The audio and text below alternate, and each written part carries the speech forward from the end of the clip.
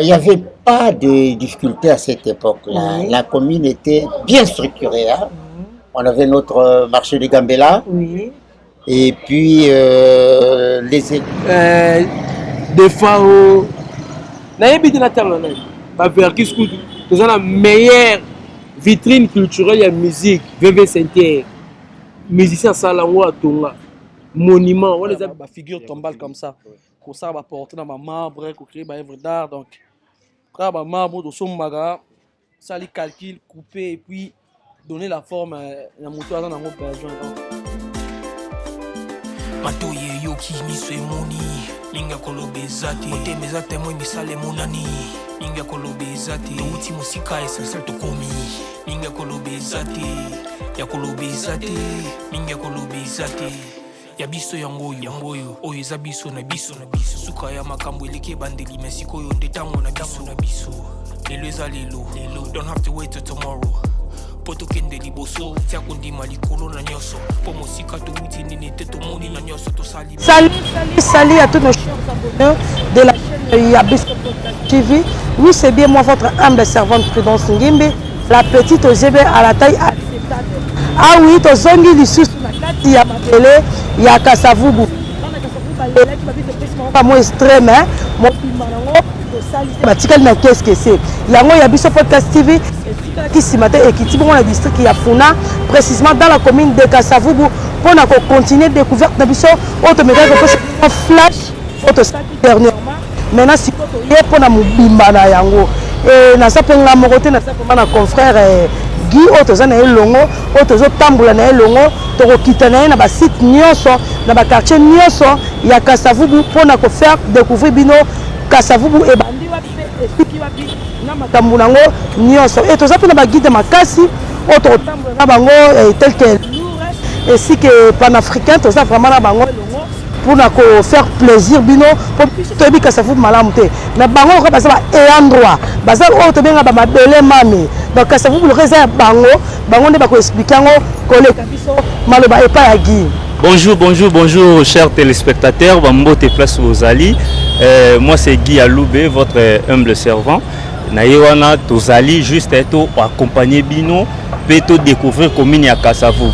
Vous savez déjà ce nom-là, Ezolobadea Mingi, parce que cette commune porte le nom, il y a icône Mounene ya Mboka, oh, pourquoi pas il y a Afrique, Kasavubu. Donc Ezolobebele, il y a un toko tikape, kombo anatetika la simple, non. Photo Lukasiko, faire découvrir, il y a un batu, pe batu baye, ba elingi koloba nini, pe pourquoi le nom ya commune wana Kasavubu.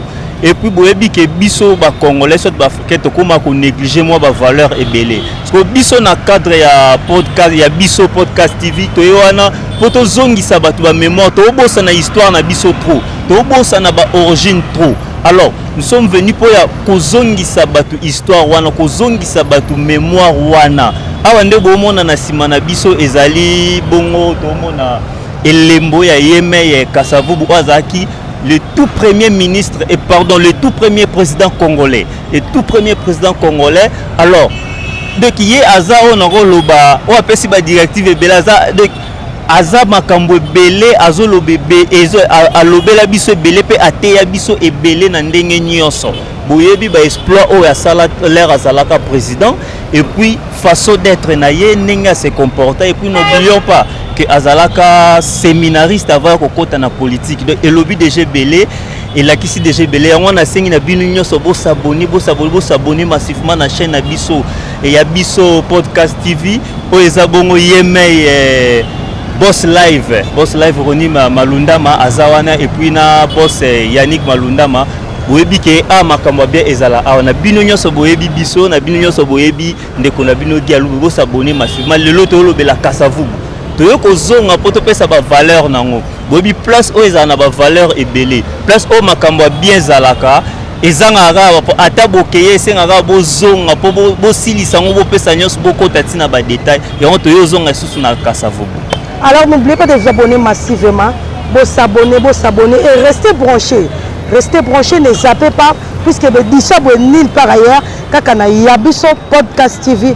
Alors on a profité qu'on salue mes boss, tels que Roni Malundama, que je les salue à passer, mon boss live, pourquoi pas à bosser Yannick Malundama Mama Laura Chou ya yo yangwana et puis na futur tozali et ça rond-point Kimpwanza je crois bien ba ressortissant nyoso ya Kinshasa ba ressortissant nyoso ya commune ya Kasavubu boyebi bisika o tozali tozana rond-point Kimpwanza si vous voyez bien derrière moi et ça na statue à notre ex-président na kombo ya Joseph Kasavubu merci beaucoup et toko avancer vers pour na komeka solo na mwa muke motali d'abord esika oyo ainsi que makambo susu.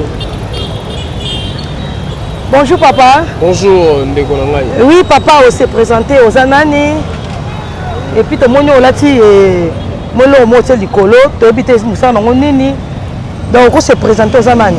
Oui comme toujours le fait. Oui. C'est votre frère panafricain Benzi. Je suis un Kassavar, oui. Communicateur à la maison communale et assainisseur oui. Au programme de brigade d'assainissement. Oui. Je suis là en tant qu'un acteur de développement d'assainissement. Merci. Ok, merci beaucoup. Et micro est pas à papa. Oui, présenté. Merci beaucoup pour Maloba. Oui. Philippe, Maître Lou Yamapa, ancien judoka compétiteur à IKJ et puis Moko Alisanga ya Bomoko à Kasavubu News. Voilà, merci. Ok, merci beaucoup. Papa panafricain, micro zonge panayo. Au mec hôtel c'est moi mouké, balana biso sur ya biso podcast TV puisque biso toza ya chaîne ya biso podcast TV. Donc ici bon on a mabele na bino ne bobenga mabele mame pour na ko faire découvrir bana mboka. La ressortissant sur la Kinshasa, pourquoi pas la commune ya Kasavubu, au batika commune na bango, commune bango babete la ratolo, bamon on peut le donner yango et commis. Alors na minute au biso toyebi que tous na rond-point Kimpwanza, mais to moni boy, nzela o ezali, oui je crois bien cameraman msoko ko balé msoko caméra, et puis to moni nzela o ezali, a o ezali, et puis na sima mkongo biso nzela pe ezali. Mais quand on expliquer balandi na biso malamu ba comprendre, nzela o eke wapi o eke wapi o eke zongi wapi. Merci beaucoup. Oui. Vous allez la deuxième rencontre na biso. Oui. Le deuxième mingi pour na c'est la bonne description commune na biso. Oui. Na motuna na yo ni na lobaki l'autre fois, tous na 7 quartiers. Et ba rond-point na biso et ça sera ba quartier parce que il y a Kolobeza que commune na biso ezali bien structuré na urbanisme peu habitant bien cadastré bien harmonisé. Place Kimpwanza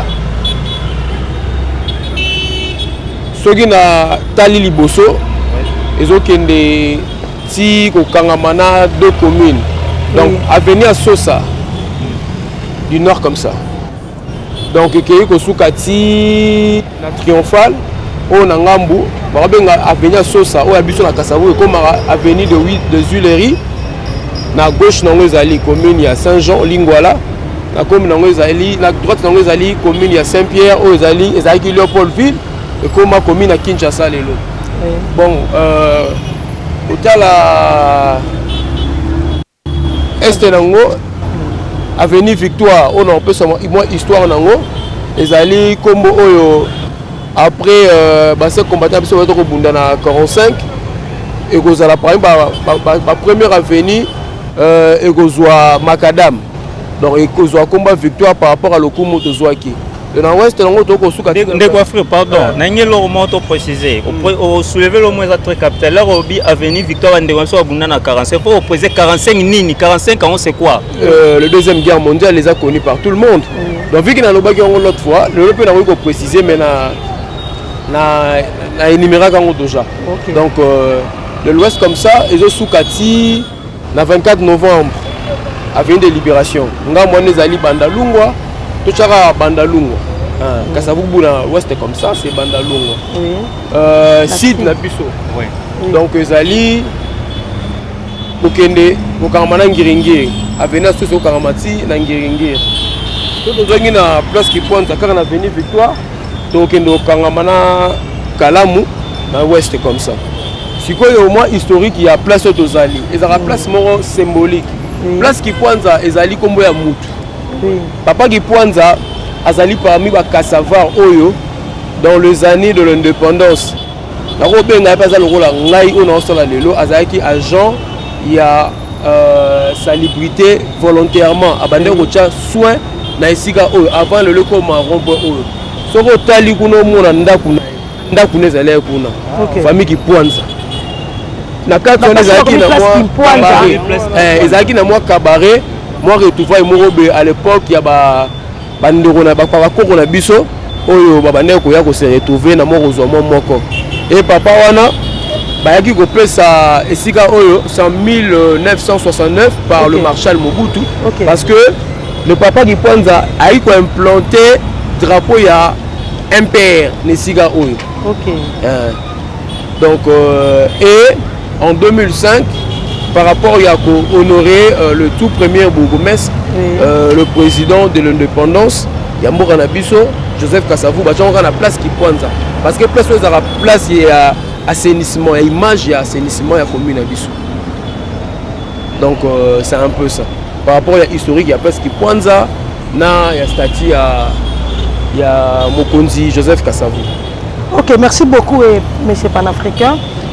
Et mais quand ce côté c'est balné monsieur Mouké, il y a monsieur podcast TV et Kasavu ils ont créé en quelle année et puis ils ont divisé dans combien de quartiers? Né dans l'Obaki l'autre fois. Lotissement et au Salema il y a ba commune à Sika. Donc benga ngo Kinshasa à Sika. Tous allez qui 5 communes comme ça to bakisa makina ba commune ezalaki déjà ba Kitambo, ba Kalina, ba Léopoldville les zones à Kin, ba Limité, tout ça. Ils ont le roi 12 communes existantes. Ba ko bakisa au 5 au biso sali. Comme 13e commune. Biso comme 13 to bakisa mais le roi 5 mbala moko. OK, d'accord. Donc Mboka Sika.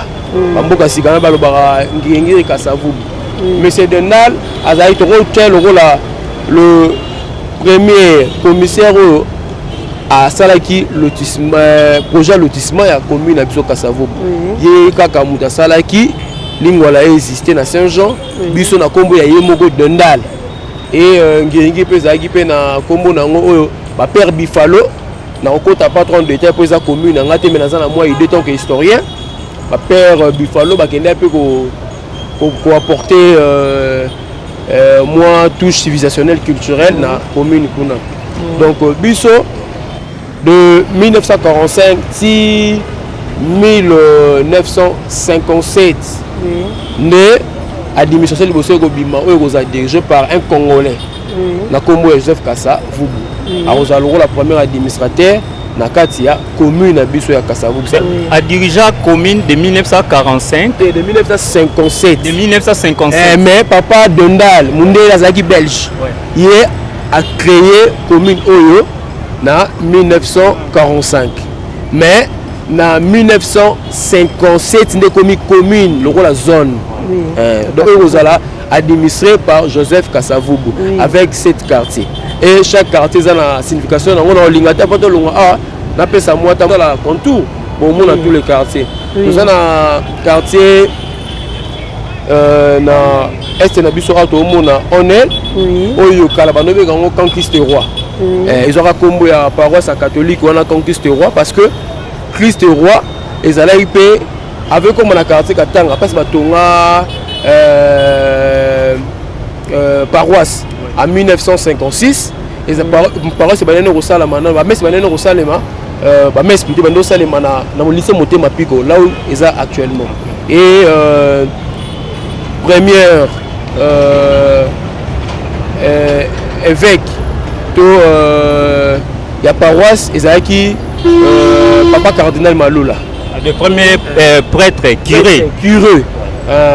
curé ezalaki papa cardinal Malula voilà avant comme évêque là nous prêtre seulement avant comme nous cardinal puis ça l'ordre ya élévation babanda nous curé de argim dans nous gérer le roi paroisse Christ roi ezalaki papa épiscopo cardinal Joseph Malula. Donc quartier Onel ezalaki quartier oyo habité par ba maçon ya office national de construction. Donc ezalaki le roi place na bango bapesaki bango bafanda parce que bango nde batonga commune na Bandal, batonga commune na Matete, commune na Lemba, bato bazalaka pe na Kauka, Kansito, ou assez l'appellation nango. Ezalaki na ona quartier on bazalaki habité par ba ingénieur, ou basalaki ba construction ba ndako ezalaki na ba commune na Tangi. Et na tene awa ezalaki le rôle la base logistique na bango ya ba matériel. Là où école laïque ezali na kati ya campus Roi. So na ye na nord awa to mo na quartier Salongo lelo pour Mobutu commissaire yango Salongo mais avec ezalaki artisanal. De Mobutu to apesa ngo komba Salongo a ko élever place au place qui Kwanza. Donc artisanal pourquoi panafricain parce que ezalaki ba homme métier baza ko vanda wana tondo ba homme ba artiste ba évoluer. Ba artiste figurante ya mboka na biso baki na Léopoldville. Ba résidence na bango ezalaki parce que quartier artisanal ezali ozo résider wana en même temps pe batelier. Est-ce que au fond biso tanga so moi quelques combo ya artiste bazaki wana oui papa Loufwa ou asali ke ko ya foire OK tozana papa Eulu OK ou azalaki grand artiste na joaillerie bijouterie OK tozana papa Manoka papa Kalemba OK papa bazé belé baza vraiment belé baza vivant bazali be bango papa na tout bazali société ah d'accord papa na tout ba koufi parce que baza ba génération ba 1900 ba musu baza la première guerre mondiale ba botami il y a 2 années 14 à 17 net ka savoir botama na 1917 OK donc baza ba papa o lelo ba ngia baza ba 5 quelques ba 90 quelques donc belé ba kufa net na ebi papa Lufa mutazo kufa mutasuka awa mais papa Kalemba kufa ki na ba non parce que ba 97 ans 98 ans donc akola ki vraiment tozaki na grâce mo besoki vitesse numérique ezalaki mais batona bazala archivisé batika na ba collection numérique parce que bazaki ba génie donc mundela ya pesi formation et congolais na zu relève ya reformer ba génération netinga mo pe na petit fils Koko Kalemba za arrière grand père na ngai Koko na zalaki parmi ba grand menuisier ya commune à Kasavubu Kifi Philippe alias Vedjango donc bah vraiment bah yank en plus il y a côté Onios donc c'est un peu ça pour la OK merci beaucoup alors ne zappez pas pour ne pas rater Babylore Aboye donc nul par ailleurs kaka na yabiso podcast TV yango nazo belle to ko ça déjà descendre to bandokita nazo belle la bana Kasavubu nyonso ba ressortissant nyonso ya Kasavubu partout dans le monde bisiko bozwami bo se manifester na kati ya yabiso podcast TV kala Babylore Aboye ba komi na botika kala pour vous faire plaisir donc to kitili sur na mabele na bino debi no benga mabele mane pour dans la no komi na bino o botika kala ndenge yango et komi merci beaucoup alors à suivre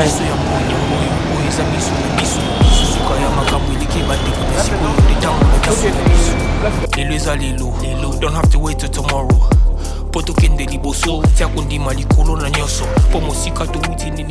Ouais, le guide panafricain, l'historien, l'autochtone, il y a commune à Kasavubu. Ah, Tokiti Awa, Namen, ah, nous avons Mituka, nous avons quelques ateliers à menuiserie.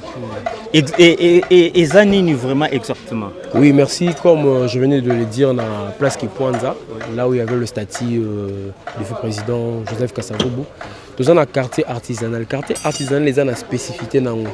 Donc, Misala Maboko, depuis l'histoire, il y a un encadrement gêne. Donc, dans le quartier, nous avons venu. Dans la venue, il y a une spécificité. Il y a un misala, il y a artisanal. À l'époque, il y a plus menuiserie. Et menuiserie, ça va avec la technologie. Le lot est plus net. Tout ça, mangai précisément. Tout ça, on a peinture auto. Ah, tu as venu mangai. Mangai, Chaba. Pardon, Obi, chaque avenue a une spécificité. Il y a mangai, il y a beaucoup plus côté peinture auto. Peinture auto. Dibaya, atelier menuisier. Donc c'était plus ça. À l'époque, menuiserie, c'est qui moi mais le lot avec technologie, vu que ça caractère artisanal, apport il y a côté automobile pe quota. Les titulaires par exemple grand maître, il y a parmi grand maître, il y a automobile peinture, il est là. C'est un Kassavar aussi, c'est un ancien. Bonjour doyen.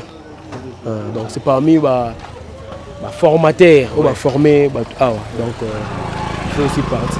Dans Dibaya, bon, on a quelques ateliers. On a profité de un atelier à sculpture chez le Pelenge. Donc, bon, on va faire une sculpture, visualisation, art visuel. On va faire coco, le basali boza, architecture, il y a visuel, donc on dit maté. De atoko le beza la héréditaire quoi, héritage moko boye. Même qui vous parle. Je suis un artiste aussi menuisier, peintre. De nenge wuti na bakoko ezo kitaba na bazo hérité. Malgré de ça, la biso ba université, ba gestion management, mais o ya biso bakoko eza na kata makila. Donc ça donc tout le famille a ezala ki ba spécialiste na art, na ba discipline art. Donc biso plus ça musique et apexuko ya, mais bisoaki no na art archéologique, peinture, dessin, donc comment je peux dire, bricolage. Il y a un peu de makasi na biso goto. Ah ok, en dehors il y a Lobiana, je ne sais pas par rapport à venir aux as, moi et l'autre ça. Non mais tout redécouvrir, tout progresser, découvrir comment Kasavubu évoluer, Kasavubu vivre esprit artistique dans la carte Nabiso. On va comprendre les Kassavars sont devenus non, les Kassavars sont de vrais actifs d'applicabilité art. Donc expression d'art ils ont ma casse sur le Kassavar. Mais est-ce que n'engue bon a évolution à l'élo par rapport n'engue lobby histoire de bi à Kassavubu na savoir-faire il y a ba koko n'engue batika n'engue ozomona Kassavubu ezokoma l'élo évolution non est-ce que ozomona que Kassavubu est en train d'évoluer ou bien ezozonga sima. Bon, tout c'est question de la conscience de chaque génération. Chaque génération bazana na mouvement balandaka. Par exemple, là, on est attelé il y a menuiserie. Et ça a awa. Mais il y a koufi. Hérité bazali bazobunda na ko maintenir kaka art na biso ça comme héritage wana ba menuiserie tout ça. Nazongi na question na yo, na ça qui moi pour l'accès au atelier. Chaque génération des front fana lobaka, tous a devoir d'accomplir en positivité ou en négativité. Le logement là par rapport à la technologie, par rapport à l'évolution, est-ce qu'il y a mais or, il y a une notion prémisse une notion de fondement que ngana botami koko nanga zaki nani ba koko nanga basalaka nini pour que ngai soki na okene na boy na ebisoti. Moi je fais le management, fiscalité à l'université, mais sans exclure les alliés apport héréditaire, il y a koko nangai. Donc c'est un peu ça. Tobak on peut sur la musique, donc ça évolue comme ça. C'est question de la conscience de la jeunesse en fait. Parce que aux hommes on a tout au sol on a bon. Baza biba na kasavu ba vanda na koto mais ba sala misala. Donc le lopé apport il y a mécanique, il y a industrialisation, métal et mécanique peut qu'on un peu moins place mais tous les arts art. Donc quartier artisanal au monde on les arabes. On a bien bandako mais plus de mangaiti inzaloja. Donc ils a plus expression d'art on a lobelio on a tangelio que soit avancé. Ah ils agi par ndako sikalemba on n'a pas Pelenge ndako sikalemba il pas parmi pionniers à commune au baba ça oui il fit conseiller na Abako. Il fait conseiller na Abako. Abako mazaki Moussane Zaki c'est un grand menuisier. C'est un grand menuisier. Comme autre le bamona Abako, moi je préférais ça peut moi juste un petit détail par rapport à Abako pour me bandeko peut habiter Abako. Abako c'est l'alliance des Bakongo. Et ça parmi parti politique à Liboso et Mboka na biso. Et ça peut partir et gagner l'élection en 1960. Et puis Misaka président Kassavubu comme président. Donc Abako ils force nangona Kassavubu parce que après Baoumuna bateke bitaki monsieur Dendel a zui commune Congo bakomi goyasko Léopoldville bavandaki mingi na centre art historique na Dendal oza Kassavubu. C'est par là monaki il y a bon et ça qui récite total la commune O.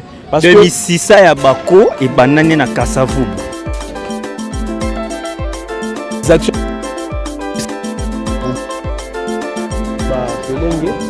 donc au côté bonjour. Un peu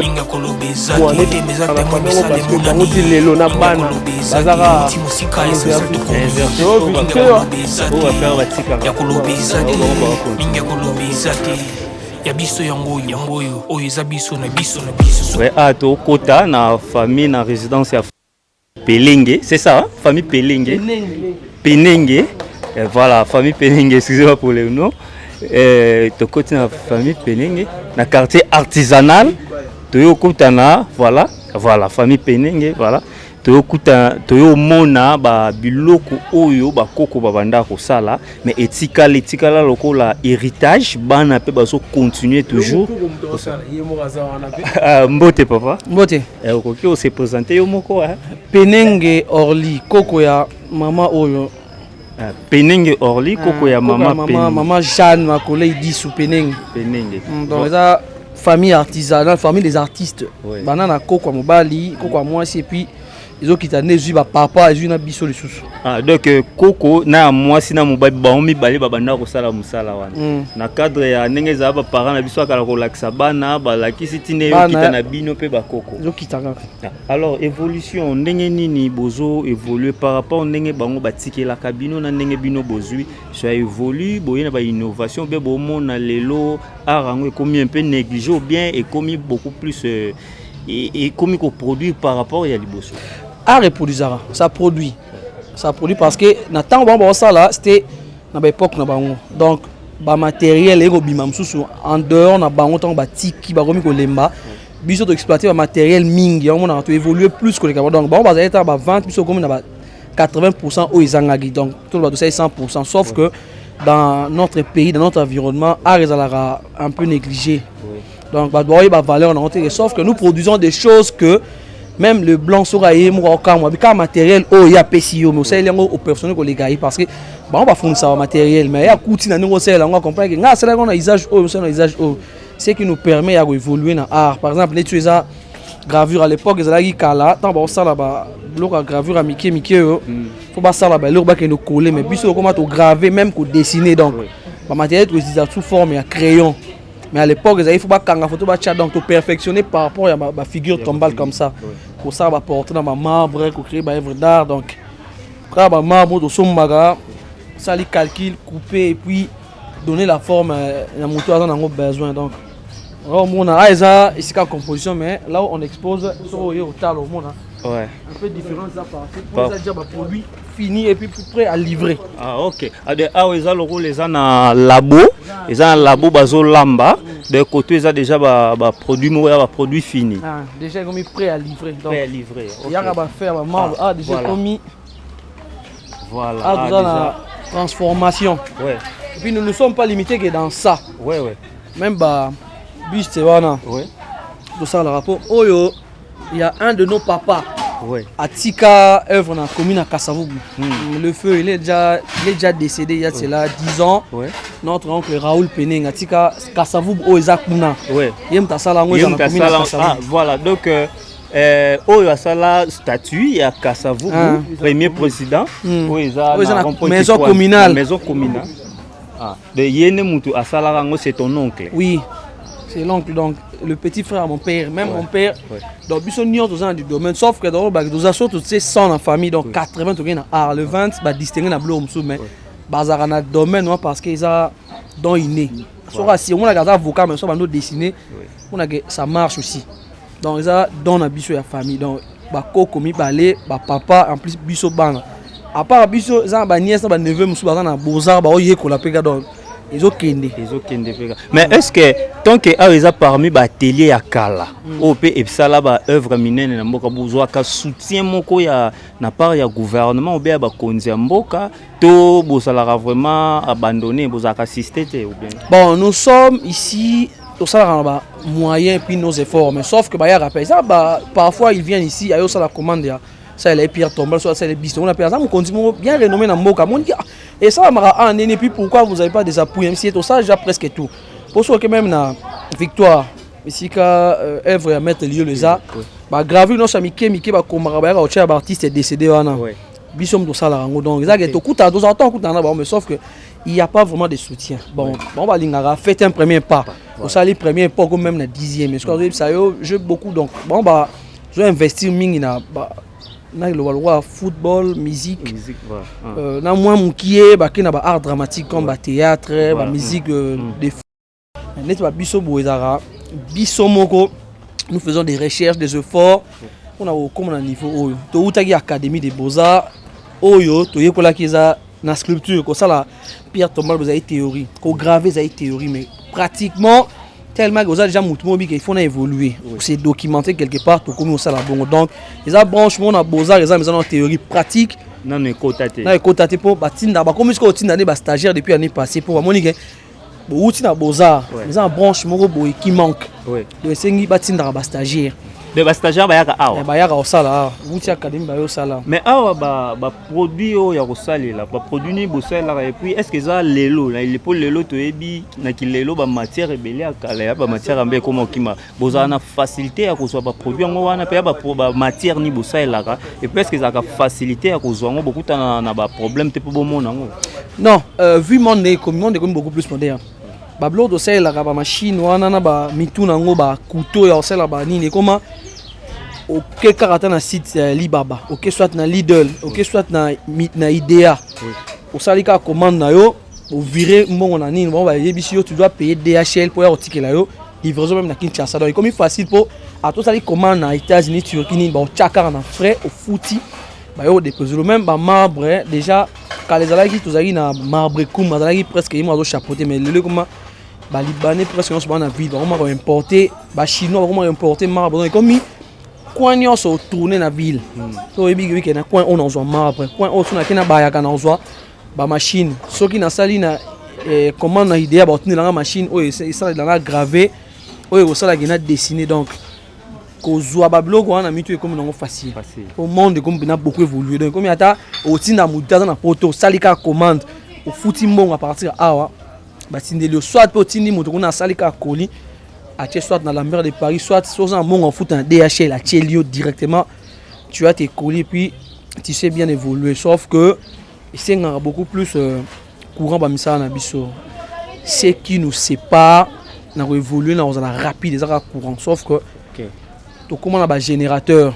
Parce que sans générateur, il n'y a pas moyen que tu puisses évoluer. Il faut que 4 marbre, même si tu as un rectangle. Mais yo, il y a déjà dessin. Il y a couper sa forme de l'eau, non, ce qu'il faut transformer, transformation c'est un faux courant. Na ba mêleuse, ba bleu on c'est ça. Dans tout ça bien famille mo boyi. Tout ça na partie c'est pleinement libellé. OK, toute dernière question pas na yo ndeko na biso. Na ina oyo bisa biso matière oyo, est-ce que ça carreau, ça mabele seulement ou bien ça matière nini? Ça marbre granit. Pourquoi bien marbre granit? Parce que c'est-à-dire que non marbre est moi pur, azara non fabriqué.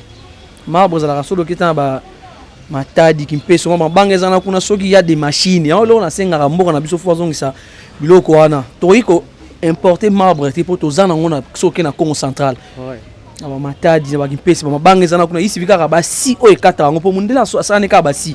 O akenda na ngomba kati asali ba faire marbre. Il nous envoie ça.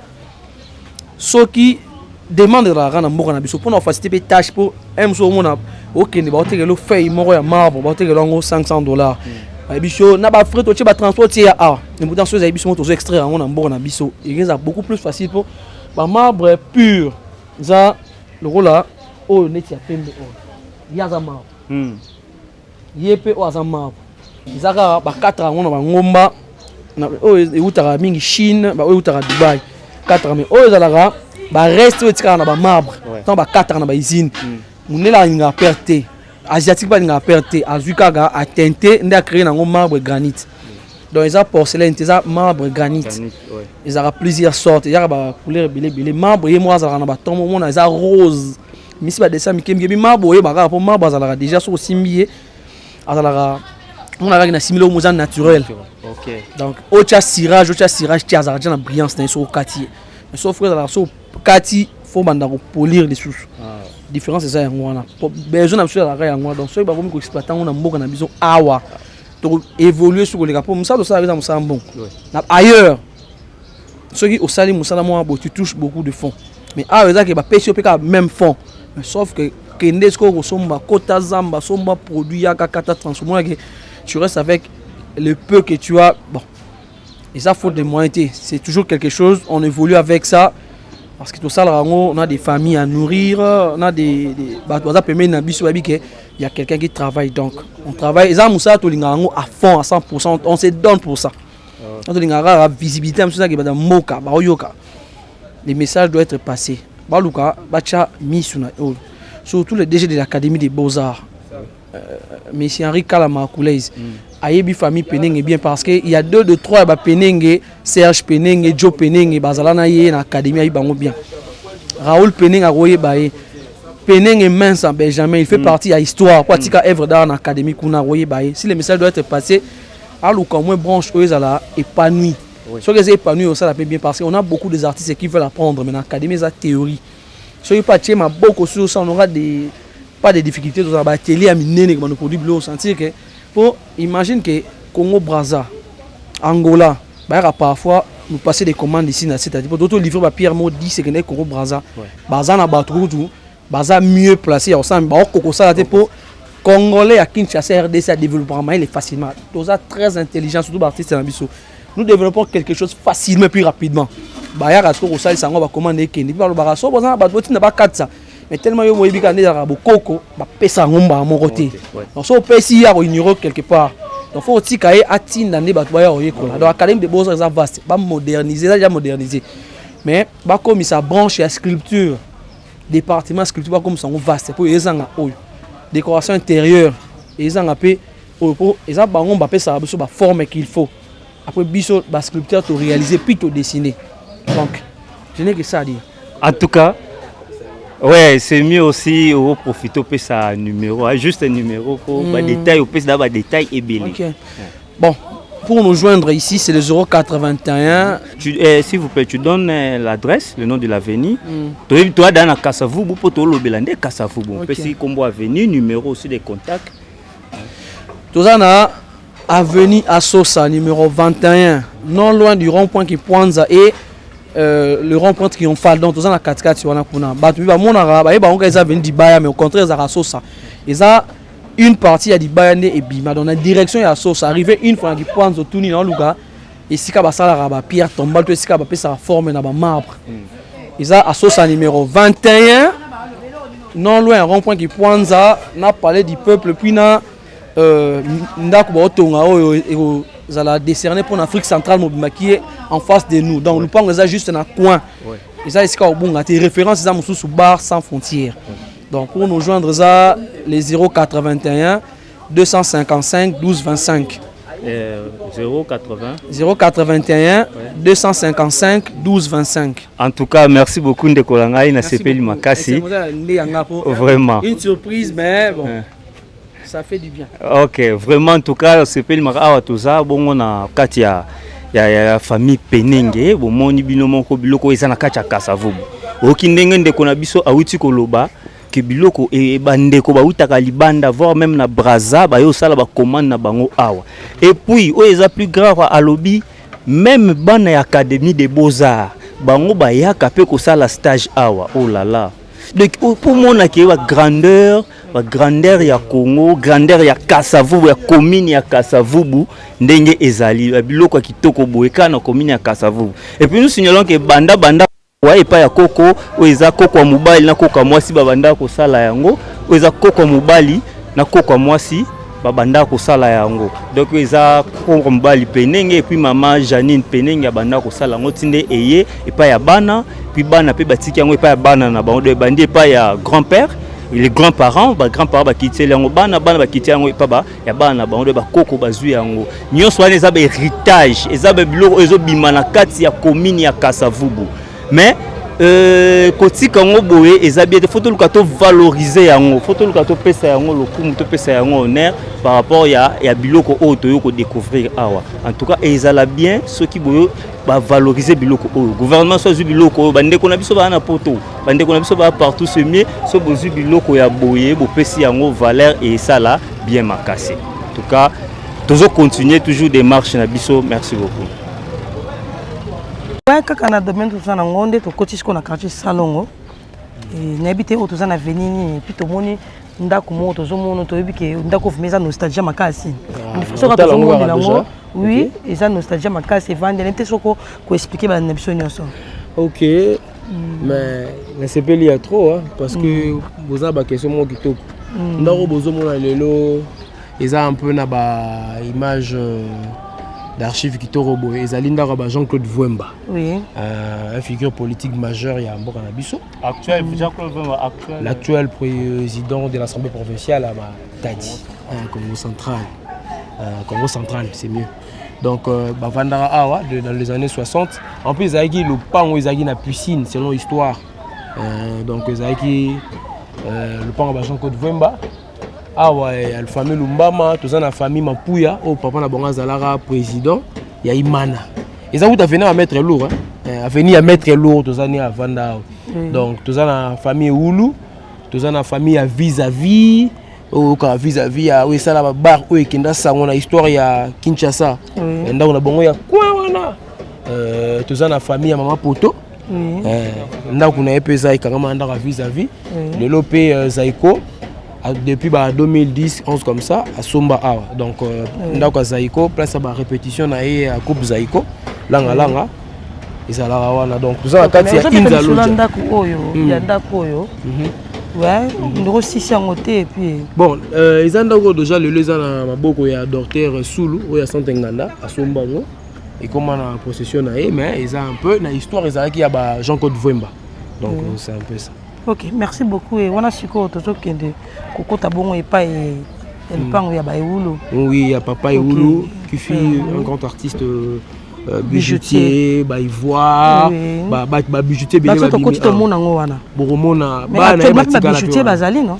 Oui, ni presque tout. C'est ça le roi pening, c'est ça le roi là. Na tout bazar bijoutier. Mais awa télé tigala ming ba misatu. Musuba kendara, na ba ni na bango mais moko roza la permanent tomi balé mais mon abala na e moi na musupa kolisa aza performeur aza pe plasticien Joridi ye pena neti na kilelo aroma na moi actualité makasi Joridi donc bon sur le côté de Joridi bon mona e na kati ya masolo. OK merci beaucoup et tokomi. Alors, à suivre. Lodja 75. Déjà. Donc, il va venir Lodja 75. Toujours côté déjà dans le plan dans un monde déjà comme bijouterie. Dans la famille il y a papa et Oulu. Papi to kuta onde awa. Donc comment pour nous solana au moins 2 questions 3 pour nous luka koyé ba peut découvrir ni na 25 000 na carte ya bijoux. Il y a bijoux na. Joridi l'artiste. Bonjour l'artiste. Bonjour la famille. Vous avez la chance d'écouter tout bazar complet. Ok. Donc atelier Tigala plus avec ces deux grands artistes, Baïroulou. Oui. Donc ils sont là. Bonjour artiste. Bonjour. C'est papa n'a pas micro et. Ayambi bino awa ifala biso nena iba we utala biso boina surprise eza penza nini nikambo nini oyambi biso. Ouais, biso toza chaîne ya biso podcast TV. Na domaine toza ki na toza na lelo ya découverte ya Kasavubu. Nde to sepela ko sala descente moko pa na biso wulu asala combo na comme na domaine ya bijouterie. Nde to sepela ko ya ko mona mo ba œuvre d'art, mo bilo me ko sola mo 2 ou 3 questions pour na likambo tali bijouterie. Non, même à table pas de problème parce que moi 2 questions kaka. Oui, on s'est présenté là non. Ngai comme ngai Eoulou Widi naza famille 4 artistes naza ngai moko te toze belé mais vous êtes petit fils ou fils à papa Eoulou fils à papa Eoulou alors motu na mshali bosso ça qui par rapport à musala au papa bande ko sala mais comme moi ko bete mo lisolo mo kende ne bande ko exécuter travail na ye na likambo etali bijouterie. likambo etali bijouterie puisque papa aza icône na Kinshasa na monde ya bijouterie, donc aza papa asaki kombo ayebanaki tukine. Alors meka moke koexplike biso ande koexecution ndene mosala na ye. mosala na ye kombo ya bijouterie ezali kaka koapprendre kaka bijouterie te, azalaki artiste bazosala misala nyonso. Même bijouterie, même menuiserie, même mécanique, nyonso tu abandaki kosala. artisan ya makasi. Batelier eza reconnu na Congo eyebi. Nga moko natamboli na Angola mpona kashe kaka komba papa. Point noir na kashe komba papa. Si sikoyo na défendre kaka toujours badroit na ye. Ok. Maintenant, face à ce qu'on exerce, nous sommes succéder.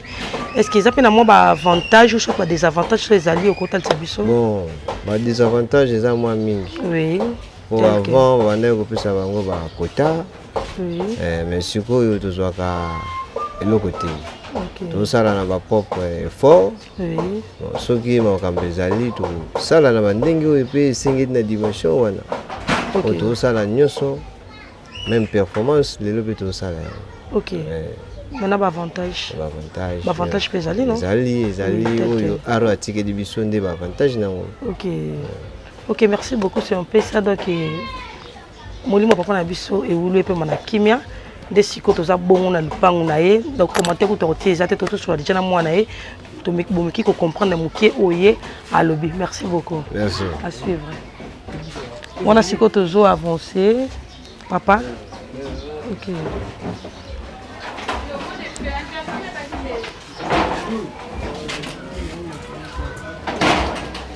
Oui. Bonjour papa. Bonjour. Papa, comme bon ami? Moi c'est Tutu Eoulou. Tutu Eoulou, fils, il y a papa Eoulou, oui, toi petit-fils. Fils, merci beaucoup. Maintenant, tu soldes déjà dans des cocoonas. N'habitez pas bon souvenir ni où il y a papa où il faut garder la mémoire na yo. Il y a papa Eoulou. Par rapport à Moussalo, il y a dans le temps, il y avait des blancs, des Européens. Maintenant, entre nous les noirs, ça ne marche pas. Okay. Les noirs, vraiment, babi valeur et art. Ok. Maintenant, vous avez des difficultés, vous avez des tels que quand les acquis quota, crédit à or, le commis argent, somba débrouillé, t'es qu'à la winter. Ok. D'ailleurs, on a des avantages pour la vie. Oui. Maintenant, qu'est-ce qu'il faut maintenant pour que Yango ait dans le domaine, il y a un réseau qui a développé à Batou. Si on a la connaissance, c'est l'autre côté, il y a moyen. Entre nous, les noirs, il y a valeur et art, valeur et bijouterie. Tout est comment ça marche. La télé, c'est un simple laboratoire. Maintenant, il y a des conseils pour ça pour que les gens puissent possible et ils ont un zalaki. Alors, par rapport à l'île, il faut d'abord les politiciens rendre compte que les artistes sont oui. Wana nde to mona bolamu ya musala to sala. Soka ba tenir compte na football ba musicien. Ah peut-être on se retrouver. OK. Merci beaucoup papa. Ça va. OK. OK, merci beaucoup papa et motu na monsieur Soukeza que papa Eoulou lelo azate paix à son âme.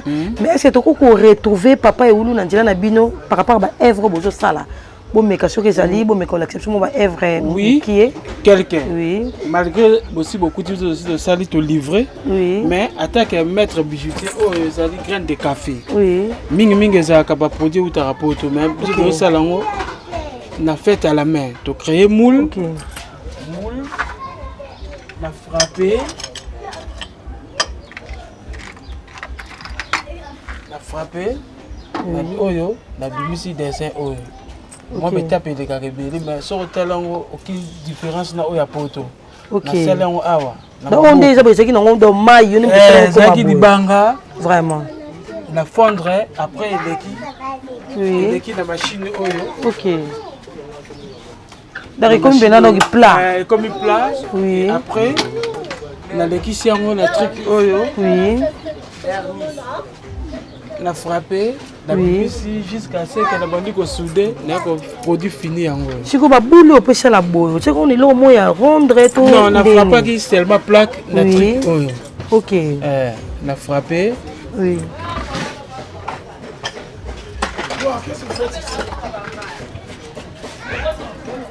Frapper.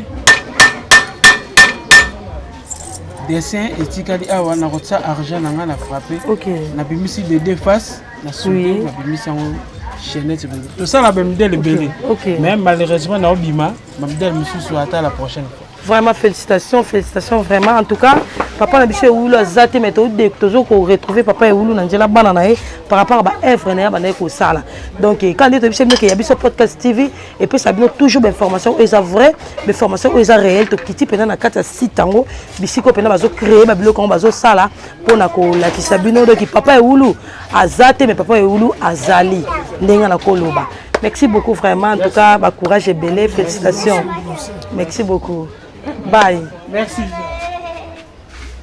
Vraiment, on a toujours continué à descendre na biso, toujours bima na biso pour que to kende ko l'accepter ba site monsieur donc papa Eulu il fut un grand bijoutier au aye bana ki vraiment na ville à Kinshasa mobimba. Ndeto ko bima surtout kende ko kaka na njela ba guide na biso ndeto tambola na bango. To kende ko mona pe ba biloko mususu na moni pe ba œuvre mususu eza koto yo. Je sais pas si ba œuvre d'art eza pe kaka papa Eulu comme tu vas créer article bino to bino mo invoquer to créer ngo oui papa Eulu ozako sala te oui abando sala te mingi abando sala na sur eza plastique OK abando ba mayo to melaka oui dinga na lamba ngo na sala ngo badikeko da oza bida mai to melaka ba ja plastique mais je sais pas pourquoi bo bosani na zelo to bosani ni te na lamba ngo na za biloko nyonso na lambela ngo ba matière ni ngo pe no 5 plastique ba oza chimie monene yango pe na sala ngo tableau vraiment les africains vraiment le tableau est le bini il y a du masque amour donc au mobile au moins OK vraiment félicitations bien oui donc plastique comme tu crées loco donc plastique comme tu négliger to boire na balabala OK ça na musalo yango sala musala ngonde yango susu na sala yango ba OK donc pour comment bosser au sel ba chimie hein chimie non plastique ka fond kaka yango na yango ah bon na couleur yango na forme nyonso tunga na olingana couleur yango oui même yango kaka des choses nini eza fleur OK d'accord eza fleur vraiment en tout cas félicitations belé ba félicitations na moi numéro de téléphone sur eza vite hein okopesa pour que bato nyonso bana posa ya kosomba ba œuvre d'art oyo nil pareil ba kaka pa bana papa Eulu moi numéro vite parce que ba bien ça makasi na domaine etali plastique donc ba bido ba mayo to melelaka to meli to buaki OK pa na yeza jeter te biso tozo mona ngelo ko pa mais pa na yeza jeter te donc yeso ka zu yango a créer yango et comme inde bozo mona oyo en tout cas to boakele pe na ba fleur ebele moi vite numéro sur ezali bon numéro de téléphone na ngai na rotinda yango rotinda OK merci beaucoup numéro alobi a rotinda donc ndeka balobaka bisika papa suki bisika papa comité bana ba koma et puis ba leka ndeto yo mona ba biloko musu ba créer na wa biloko eza en fil oui eza ba des autres zo mono on dirait boîte message boîte eza mai eza zelo oui azali kwa mutaza na plage na fleuve de Poitiers OK image na ngai na kanisa ki nzela papa na ngai aza mongala kuzonga na biso nzela OK beaucoup la bokende voilà bakoko ya lunda awa repo yango yo eza repo de repo moi ça nzete hein moi de OK zaka ba fil ba kifo ba tu connais chose zaka plastique tonini eza fil ya courant OK le singa courant ba monter au cuivre eza siko aluminium bana de sorte ya cuivre na aluminium yango na tournango na sala yango nzete vraiment eza libanga do libanga vraiment félicitations libanga félicitations to ko boaka eza te félicitations OK wana eza na biso biloko to mona ke eza inutile na pa na yo eza utile tel que ba bido to melela mai au moni libanga mo to on préfère ba mango mutu et que na OK pa na yo c'est pas à jeter libanga ya matadi oui OK na matadi poso yango to ndeni nasengaki mutu akenda odedwane ba mituka OK ndailaki ngango mais mabango eza utile na osala ngo ya biloko ya kitoko koleka OK bato ba kaka na mabanga wana ngai naza na ba projet nango eloko koboka na Congo ezati vraiment félicitations to boke pe papa Eulu esika azali ba frère ebele na musala sali pona bino eza bapalier bimaka na mutuka Oui. oyo eza nini ya bato ya bachantier Oui. oyo eza catch normal mais tozosala yango performance oyo tozosala yango na juin na francophonie so bakosollicite biso mpona konime francophonie baevre topreparaki mpona konime francophonie so basollicite biso toza prête donc motu mpe kozwango mpe neti nga bonena sape na nga olati yango nabimi na nga nakolatosukulao ndeni asukamaka na ye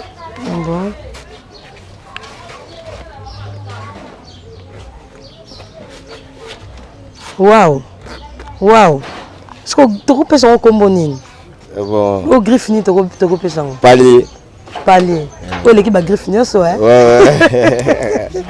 vraiment dona pantalon nango mais soki moto alati yango oyoka kilo te wana kuna robo ya manzanza robo eza biable balataka yango mpenza olati yango na nzoto moto akozoka te bon eza na elamba na kati kuna basalbrité ya baisage ya jeté mais biso toza na ndenge ya koperforma yango donc so olambi biloko na yo ozwi linzanza obwaki olie sardine ozwi linzanza obwaki orke awa eloko akobwaka ezalaka te donc na linzanza ozomonake tokobwaka a eza na mosala donc nil par ailleurs numéro ndeka alobi bokozwa oza na mposa so bakosomba mpe bakoluwe kaka koluwe kosomba mpe donc okokosomba okokoluwe otie na musée donc pas de problème nil par ailleurs kaka pa bana papa ewulu ata tobosani kopesa numéro papa ewulu ayebani tokini tuna ye kaka na commune ya Kasavubu papa ewulu azalaki grand bijoutier donc toani na kati ya lupango na ye oyo bana na ye tobosani kopesa bino numéro boye kaka na kati ya lupango ya papa ewulu nde boretrouve nyonso ezali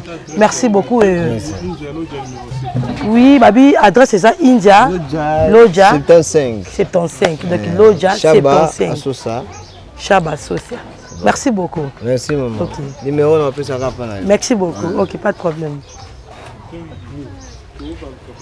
Ouais, on a toujours bima na biso déjà.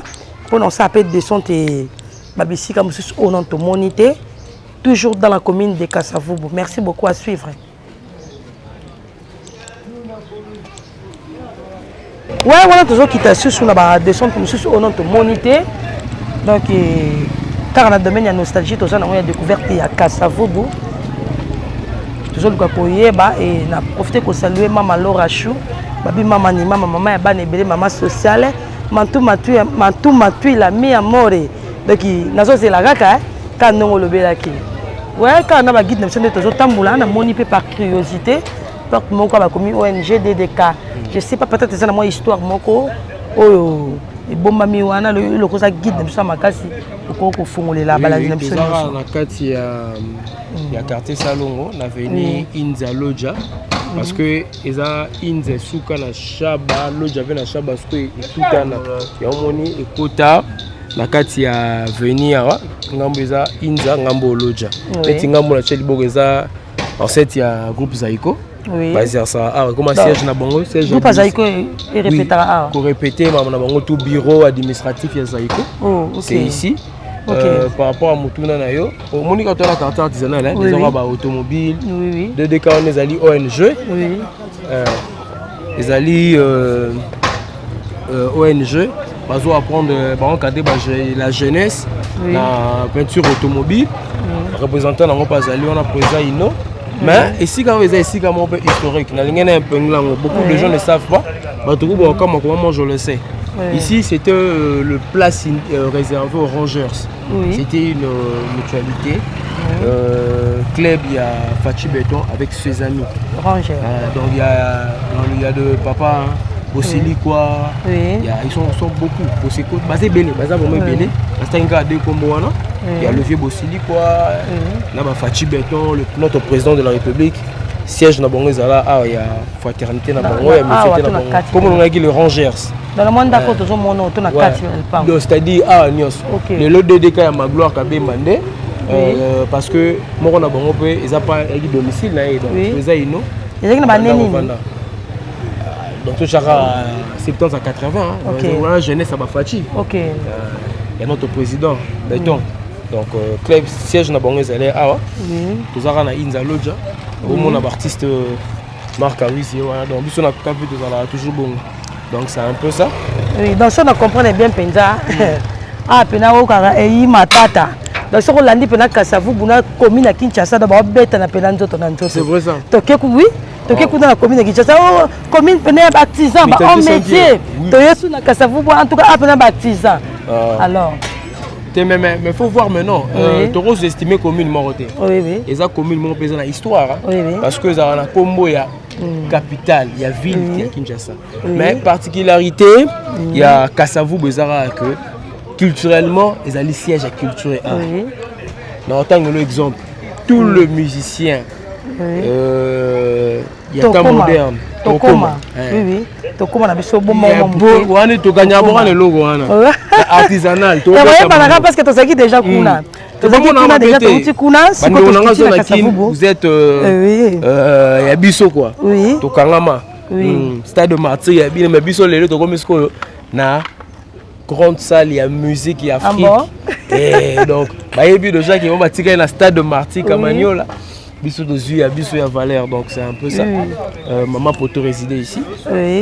Vis-à-vis, il y a un moment, ils n'arrêtent pas au monde, ils peuvent image. Maman Poto à boulangerie. Oui. Ok.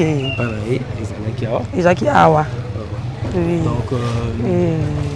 Donc maman il y a président moi c'est à président Sassou Nguesso. Ok.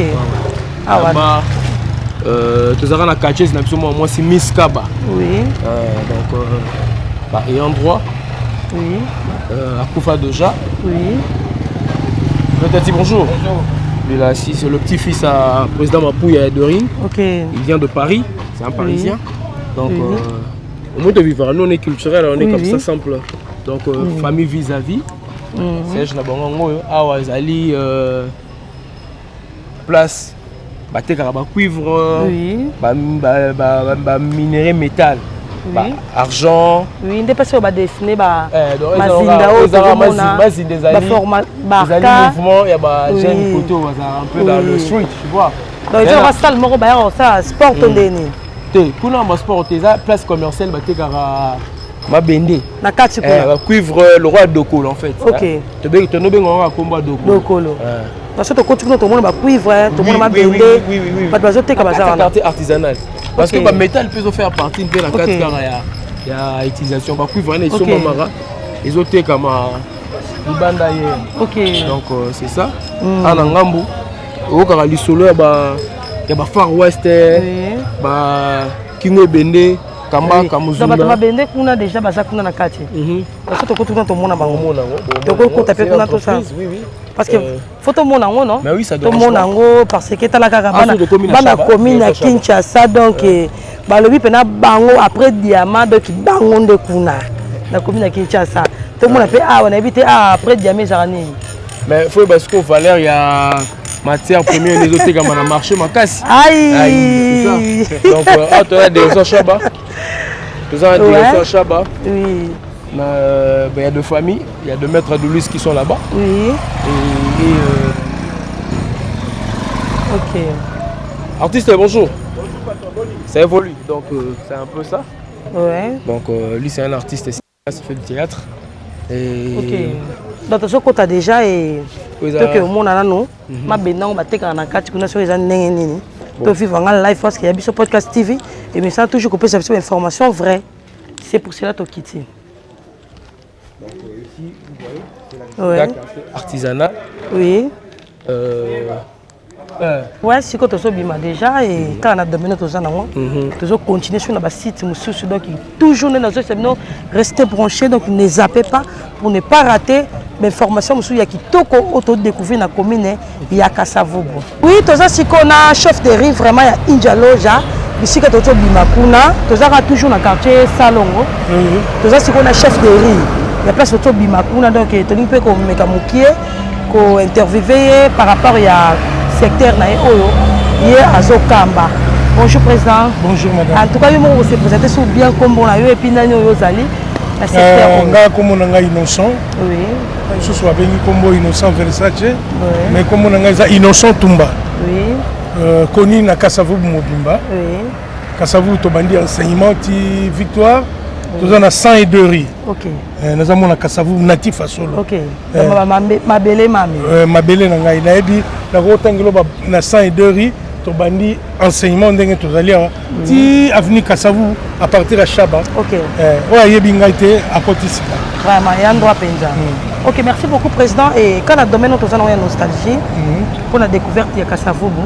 Tu dis peut-être yeba parce que dernièrement tu as na commune de Kinshasa. Tu soulèves pour bande quoi Kinshasa kuna ba megam ki ko yebisa biso, na megam ki ko interviewer bango par rapport à ba staro ba bimi na commune na bango. En tout cas et pataki makasi. Alors tu sais que na posa to yeba ya Kasavu awa. Parce que Kasavu présent ba grand star au bimi ah. Biso Kasavu ba sportif. Na Kasavu oui. Biso to uti na Dendal. Oui. Toti na Dendal bana Kasavu ba solo. Oui. Au présent Kasavu ba tiki. Oui. Ba natif a solo. Surtout que sur le plan musical, oui. Ba musicien tozali na ba o ba cartonnant. Oui, ba cartonnant. J'espère obi nzembo bando ba et bando ko beta chaque midi avant que les nabite on a nabi achnoté na go kolobate. Tant biso tozo kende kla. Tozo yo kapé ba nzembo e bando ko beta na midi. Oui. Hein? Kumbanga malembe di donc otala chauffeur et kumbanga malembe. Oui. J'espère na ngambo na gauche na droite. Moi na Kasavu. Voilà. Kozomona. Viens na ngai soki janzenza soki vangu donc tala bato bazalaki obetela biso musique ya solo. Kozomona musique ya lelo yo makelele komi trop. Musique o biso to bandoko yoka tango ya biso ya Dendal ezaki musique oyo batu ils ont fait sa leçon, ils ont fait sa morale, ils ont fait sa conseil. Ils ont dit qu'il faut aimer la moitié, il faut finir, sentir le lot. Ils ont dit, ils ont dit, surtout sur le plan saxo, ils ont dit,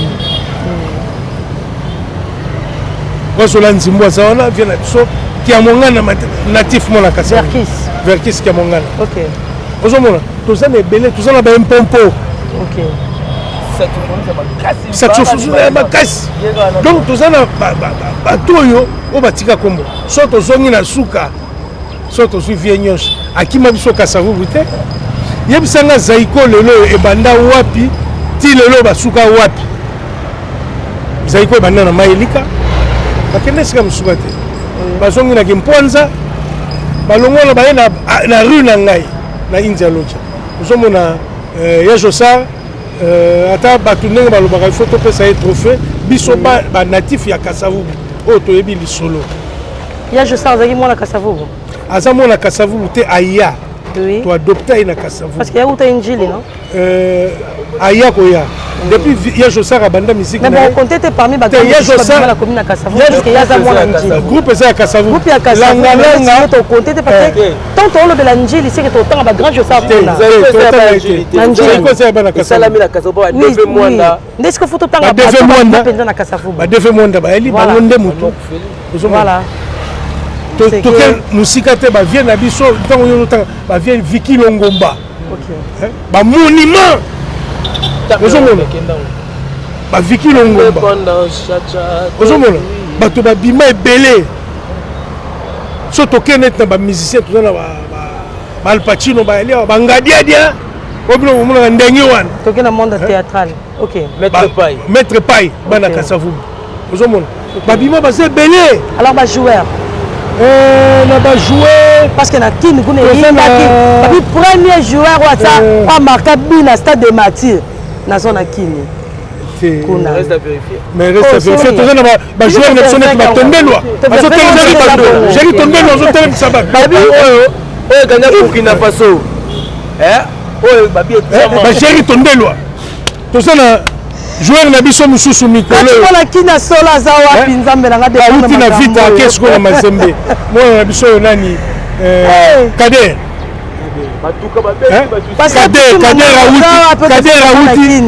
babi Kasavu bezoyinda babi bakoyoka makambo batuselu bazebele mobimba donc badiogo baza osakana te toza ba joueur ebele etoke ba sportif à côté à arts martiaux mais tobandi na ntango na biso na ntango wana toyebaki Badive yazaki nani azaki lutteur Kacher donc ozomona bato basala bahistoire ya Kasavu toyaki na banazem toyaki na bamaître Pamelo mfumu oyo babengaka sona me repose un peu mfumu bagrand judoka ya makasi bajudoka mosusu badidier wamba Que son nom me repose un peu.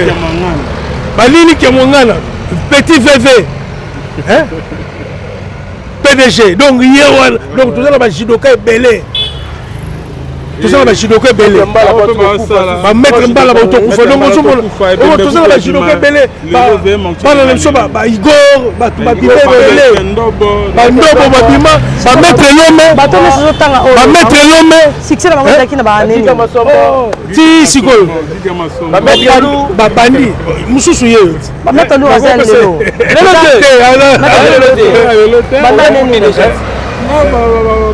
Bah 2001 2002 non ça moi succès na ngai vraiment félicitations si quoi va mettre net ba monument ko ba pamelo Alain to bandir vis-à-vis boxer ba miskaba iska to tellement ki donc on a yesu grand karatéka OK ozomona est-ce que somona kachera moi si na mboko à part ga miskaba ano melisa biso ba mona mamelo vemi azakate Shakira ça Shakira yele mais batu basali histoire na mboko asenge dingwa komba dingwa kimi aboyi ali comment yase mona parce que moi parce que Shakira na kilelo Shakira ba mote bele to coopérer bien donc Shakira obunele di histoire miska baza incontestable donc batu bayebi bazo bunda azosala oche baringa miska bazo bunda masolo pezo sala ozomona. Ok, merci beaucoup en tout cas. On est aquí dans l'ambiance. Nakati ya domaine la nostalgie, tous on a découvert qu'il y a Kasavubu. Ouais, merci beaucoup. Moi, ambiance kaka, n'est zalaka donc bande on a biso ya commune Kinshasa, bande on a commune Kasavubu. Biso n'est tous zaka bana ya ville Kinshasa. Donc mais premier président Outa Kasavubu. Premier président Mboko Outa Kasavubu. Le premier bité après Martin Outa na Kinshasa. Coach, premier président Outa premier président Outa Awa. Premier cardinal Outa Kasavubu. Quand on a vu premier président, on a le premier biteur à Mathieu. On a la zone à Kinshasa. Premier cardinal. Ça reste à vérifier. Il y a pas monté. Ça reste à vérifier. Mais histoire, il y a le premier président Mboko Sala. Il y a expliqué. Le président actuel. Oui. Jeunesse a passé on a India Lodja. Est-ce que vous wana na fini wana? OK. Fati béton. Nous quand tombolo béton le béton. Passant la jeunesse là. Mais quand on rebête biso moi a passé jeunesse. On bête à balé ko sakana na balle na camarade na nyoso camarade na ye kasi. Moi quelques camarades na ye. Bolombo. OK. A Flori Bongumba, a Dulampo Kenga Mabeka, Luson Kabuya. Willy Teni Mampuya, Baronio Sobazali. Ok. Bazali. Le président Ndeko Outa na limité kuna zoya awa. Te Outa na Gombe, limité na Gombe. Aza na Gombe. Histoire. Est-ce ça na Gombe, na boulevard. C'est ta zone kuna ça reste à vérifier. Non, mais quand on a client ce président ça na Gombe. OK, merci beaucoup. Merci beaucoup. On est gars ambiance à l'isolo. Quand ndenge zalaka, ndebo qui donc commentaire kuta rotia ezala ngote parce qu'en tout cas la téléspectateur je crois que besoin landa malamu par rapport à musala tout ça la bine pour nous faire notre plaisir et à suivre. Oui, ndeka ka toujours poursuivre processus na biso à deux ans enseignement ezali parmi la première avenue la commune na biso. Mais na kata avenue oyo il y a une particularité. Oui. De direction Chabati Gambela, ouest africain, yaka pour la chemin de fer, ingénieur wana, botana ba congolais ah ba manoka, comment ba Congo, mais en ba cham, mais en ba dialogue karawana, banda ovana mingi na scène. Mais pour awa triomphant le zalaki, moi Wenze Moroboé. Et avec le temps, Wenze Koufa à l'époque, sera ba Martin Ezakou du thé, ponga biozo ponga bezaki Wenze. Donc, notre âme de papa quitte. Papa quitte, a été au coup pendant 5 et quelques années là. On les a pas donc, comme vous, papa quitte, Zalaki consultant politique. Ayeba qui gestion administration politique. Donc, ma consultant, l'avenir au peu de ça, ma figure à ma casse, ma vente. Ma nimi, oh mon couteau yoka. Ma ndombasi. Ma grand commerçant. Oui. Azapé par ma grand-père. Bazali, ndeka tolobi tozala maman Tekele chef de quartier oyo akenda sango maman Tekele oyo bawazeka babwaka ndako ndengaki na coin ya sosa enseignement na coin ya sosa tozala bafamille Indila ouais général Indila bakovo Indila mbasi mombonda jegamine ezalaka oyo ezalaki général Kikunda place ozomona Sévigné lokuli ya mpe bazali toza mpena quartier artisanal ti omona inde 3 eyaki bagrande famille banovana bamouvancien oyo bazalaki mpena bide bafamille bagénéral bagénéraux neti basisco delgado bazali wana donc eza bafamille oyo biso ekuti yango déjà baza na mpifo toopusaka moke soki tokuti ve doyen ve Charles parce que nous avons Jules, pilote.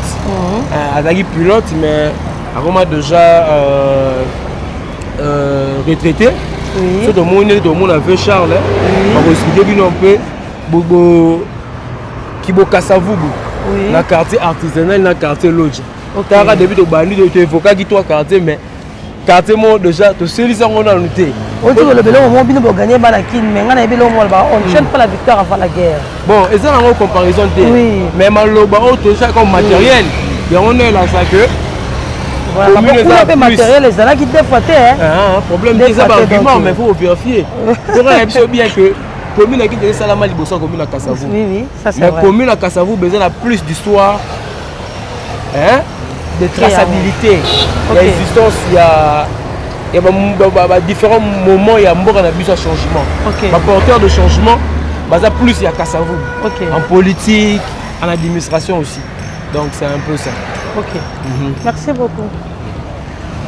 Comme ils n'ont pas vu Gilles, mais tout le monde en avait Charles. Parce que Charles en a plus. Lou, Gilles ça. Et voilà, si quand au quotidien bon, on a quand il y a le pan où il y a papa Nabiso Gilles avait dit là, une fille pilote, et donc Azaki pena pilote à ma casse à l'époque, mais le papa déjà dans un moment pour ma mise, Azaf vraiment il y a pour vendre d'atoyer moi mon pour nous interviewer puis moi 2-3 questions pour nous accueillir parce que ça fait un endroit Azaf pena doyen ma casse na Kasavubu. Bonjour papa. Ah bonjour. Papa, oui, présentez-vous et vous êtes qui? Nous sommes d'abord la chaîne Yabiso Podcast TV. Bon, je suis notable de cette avenue. Oui. Et puis, mon identité, bon, je suis Abidila Agile. Oui, nous sommes venus pour faire la découverte de votre commune de Kasavubu. Vous, tant qu'ayant droit, doyen de cette commune, raconte-nous un peu l'histoire de Kasavubu. Bon, l'histoire de Kasavubu, c'est un peu trop long. Je vais juste ramasser tout simplement. Oui, pas de problème. Bon, la commune de Kasavubu s'appelait tout d'abord, à l'époque, ça s'appelait commune de Dendal. Oui. Quand nous avons obtenu l'indépendance, la commune de Kasavubu, la commune de Dendal s'est changée en commune de Kasavubu, avec comme bourgmestre Kasavubu. Ok. C'est ça l'histoire. Et puis, bon, la commune de Kasavubu a plusieurs quartiers. On a Salongo, on a Lubumbashi, on a de l'autre côté Lodja et de l'autre côté Asosa. Ok. C'est une grande commune. Oui. Alors, qu'est-ce que vous faisiez à cette époque? À cette époque, en 60, j'étais encore élève. En 60, on a défilé devant le roi Baudouin le 30 juin 1960.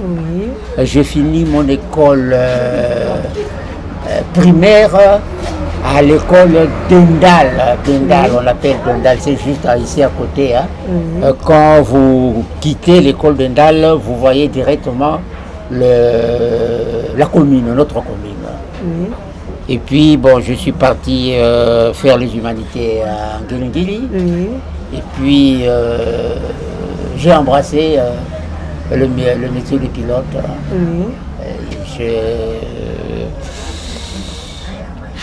Je suis pilote professionnel, malheureusement. Bon, Depuis quelle année?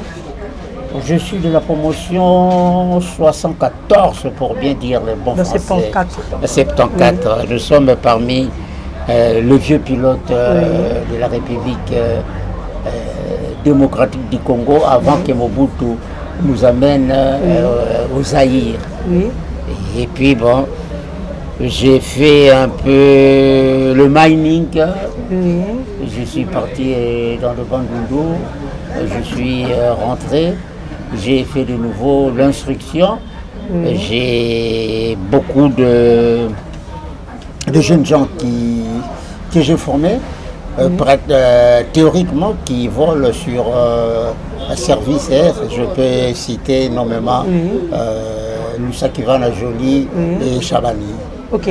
Il y avait aussi des difficultés à cette époque-là. Des difficultés? Quel genre de difficultés? Je ne sais pas moi, je n'étais pas là. Bon, il n'y avait pas de difficultés à cette époque-là. La commune était bien structurée. Hein. On avait notre marché de Gambela. Oui. Et puis les écoles, à cette époque-là, il n'y avait que des enfants de la commune de Dendal ou Kasavubu qui fréquentaient les écoles à Kasavubu. Pas comme aujourd'hui, quelqu'un qui vient de l'autre côté et qui vient rentrer faire ses études à Kasavubu. C'était pas ça à l'époque. Oui. Alors, quelle différence y a-t-il entre les travaux de cette époque et les travaux de notre époque?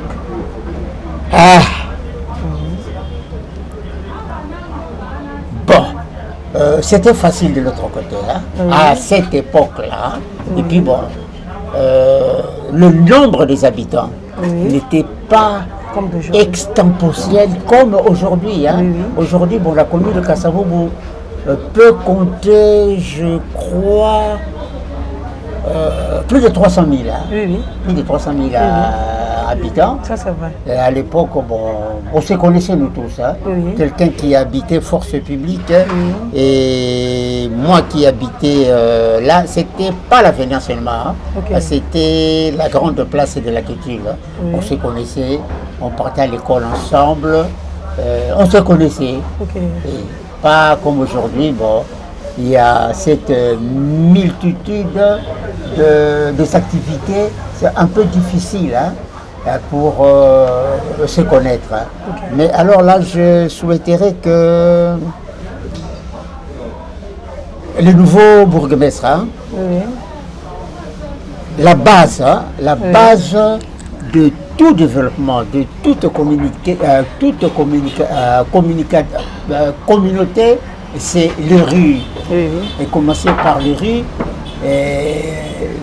la localité, et puis jusqu'au sommet, la commune. Là, on va bien se développer. Mais si on inversait, on commence par la commune pour descendre par la rue, ce serait un peu difficile le développement de notre commune. Ok. Maintenant, votre dernière question. Qu'est-ce que vous dites à propos de notre chaîne ou à propos du gouvernement? Je ne sais pas, moi je suis plus câblé sur... nous sommes un peu esclaves de ces chaînes qui viennent de l'Occident. Hein. Oui. Mais je vais essayer... je suis souvent... France 24, et TV5 et Géographique Nationale, Planète 1 et Planète 2. Vous m'apprenez cette chaîne, bon, je zappe un peu difficilement. Je vais découvrir quand même votre chaîne. Ok. Merci beaucoup, papa.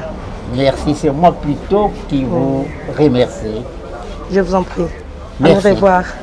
Et on est qui vraiment papa Jules avait dit là, donc ancien pilote quand des boutiques au cahier, donc commentaire mis écoute à côté exact à tel situation, moi différence c'est là qui entre époque n'a bon bah travailler na époque aller là tel situation superficie à Calais à Kasavubu, né un nombre d'habitants plutôt donc commentaire écoute mis à côté ils en ont monté papa Yohana donc papa na biso pena et endroit doyen makasi na kati ya commune ya Kasavubu. Vont toujours continuer quand on domaine biso ya découverte ya Kasavubu à suivre. Et ça n'est pas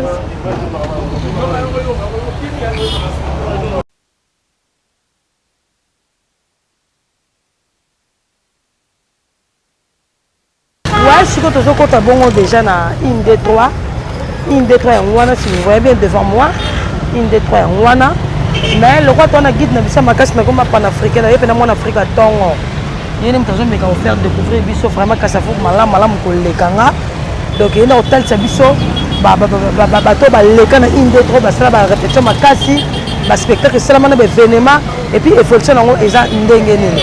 À vous la parole monsieur panafricain. Oui, merci comme on dit. Vous êtes toujours dans la Kasavubu. Et là, on a exploité mes quartiers salon, quartier artisanal. Oui. Donc, une de trois, le voici. Les alliés espace moko historique, il y a musique moderne. Parce que tout puissant, ok jazz, de l'homme qui a dit siège dans le siège à Zaïko, siège dans le Zalagi Awa. Donc l'homme va exercer, après de part à l'homme, continuité, orchestre belé sali Awa. Mais spécificité à commune à Kasavubu Bezali, les musiciens presque ni au son, au basali succès. Parce que là on a Kasavubu, la répétition à Kasavubu. Ah bon? Tous les musiciens, tous les musiciens. Ah bon? De Wendo à Fali Poupa. Parce que moi, différence des polémiques, oui. Génération actuelle, nous avons boycotté dans le mois initiation de la rumba. On s'appelle la rumba. Parce que si on a dit rumba, nous avons passé par rep. Par répéter à pénalité. Maintenant, si on a Robinho, Fabricas, Wata, le collège de Noble Zalaki, président de Bisso, Sonet Chomo, Milouz, Naner Kasavubu, Idestar, Promis Musica, Tony Coco, Bazalaï, Tony Coco, le grand chroniqueur culturel à bord de la Bisso. Il fait un musicien. Tony Coco, c'est un bon animateur intellectuel. Sauf qu'il a animé, il a le roi V Doudou Adoula. Donc, on va avoir un niveau. C'est un peu ça. La positivité que les musiciens base d'abord même Kofi Olomide à répéter. Même Wemba si tu n'es pas bandé à Kasavubu. Des fois n'habite la terre là vers qui scout c'est la meilleure vitrine culturelle et musique VV Saint-Pierre musicien salango à Tonga monument on les a bijoux héritage vers qui qui a mangé na matete tigeli biso VV Saint-Pierre une de trois ngoyo ti lelo exercer na auto vous allez inviter un anniversaire ya papa Lutumba. Oui, bonne musique les gars qui a tout ça qui on a dossier na bana bayemba ki orchestration d'accompagnement ya bana oki mais na mona ki manda pe na mona ka na guest arena na Dibaya donc ça vous besoin ba place ya musique ya kosangana en plus Louya Lulonga Boutou faut Kasavubu besoin peu parmi ba commune oyo ba boîte privée banda qui nous a ba mast ba M16 il y a ba jambe de mast na mast pe à son âme ba M16 et yango koma arobase au kotomta azawana Charles kotomta somba sans frontière pe zali ti lelo do mona do biso za ba blo mo boy oyo yango kitsa ba commune musu te mais ba commune mususu faut ba ya ande ba Milouz tout ça ba oxygène tout ça pena ba gaga na biso ba catalogue plus na boduka warrior félicitations à Mamunaye mais azo résister quand na kata Kasavubu c'est une fierté pour na biso donc tout zali na be tchétchéri donc toujours na ba fraternité quinoa culturellement bana na Kasavubu bana quinoa bana kine bana na Kasavubu. Ah bon? Kuna la commune ya Kinshasa ba banda kuna. Keba tu na ba ezaki na siège nini ba losa la réunion wapi? So ba répondre bino. Abi makambo eko suka te makambo yo. Papa je sais que du tout comme pizza. Papa chéri. Tellement zo défendre bango. Tellement zo défendre bango. Même ça biso fraternité quinoa. bakotuna andeki mbuta babibana kine banda kuna kote babibana kine banda awa batuna lever makola bayebisa bango soki ebanda kuna so ebanda kuna nayebi te na opesa bango mais na opesa bango kaka merci mais vu que merci neza ya biso Kasavubu moto alobaki yango azonga supa na bino alobaki akosaki so atende kinois bana kine banda na Kasavubu na oyela oye oyela biso ya merci oyela bino ye donc merci beaucoup je sais pas si une histoire monsieur Zali je pense que voilà une de toi vitrine histoire ya eza Kasavubu to ka tour na salle la musique à muneno ba otongo OK Kasavubu eza culture art yango merci beaucoup en tout cas bino moko bilili ezolakisa bilili ezofunda et c'est à vous de juger alors parce que kuna balobi ape bazoloba mais le bilili ezolakisa donc c'est à vous de juger maintenant merci beaucoup et on se retrouve après les images. Voilà pour ça bon on a quatre il y a plein de trois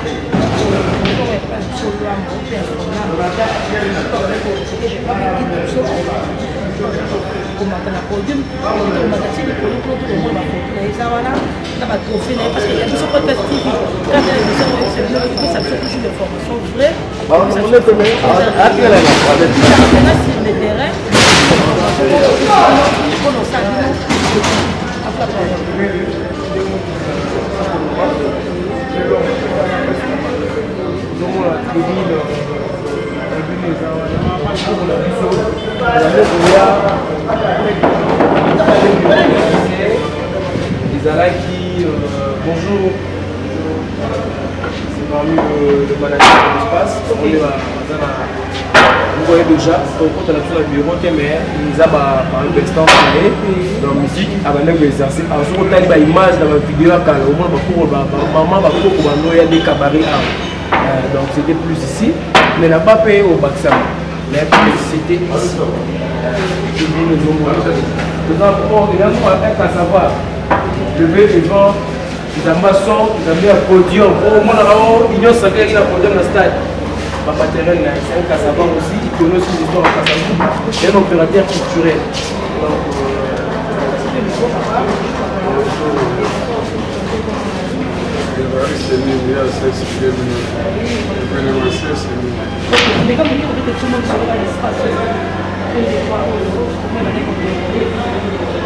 et puis pourquoi ce nom-là, c'est très important. Un des trois, il a l'histoire de ma femme. Un siège à droite, il y a un siège à Obédience. On doit l'amener à la chose. Ici, quand nous allons à ça, il y a un bleu, ça ne parle pas. Quand on voit ça, on est dans la ville, on ne parle pas. Au pays, il y a un lieu, on a un peu de parole. On a ça, c'est oui, l'année là, on a été fantastique. Puis, on a s'en pendant que on n'a pas possible. Puis, il y a ça a été ma femme. Voilà, ça, oui, voilà. Ça, oui, c'est le pas, on a eu le être compté en bas. J'ai pas ma femme, elle est pas tellement il fait partie de la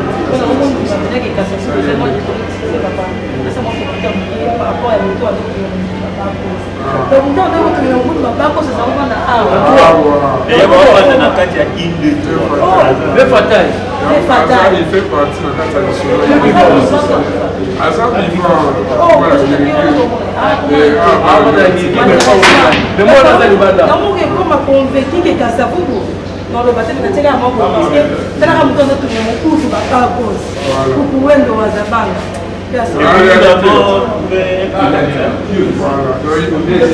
L'histoire est ça, il a basé à Kassavo. Pour les quartiers,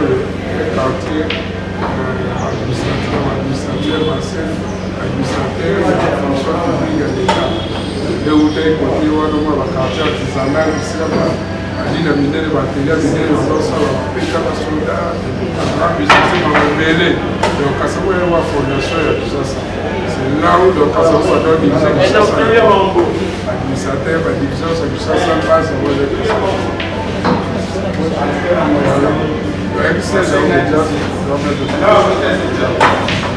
donc nous va pour la parole patrimoine c'est dans ma tasse. Il va voir étudier pour la l'année, il va revaloriser aussi. Ok, ça doit mettre ça. Moi déjà, il faut mon rôle. Moi, on va éviter. Il est dans un bon niveau, ok, c'est il faut avoir des programmes. Ça, on va réfléchir.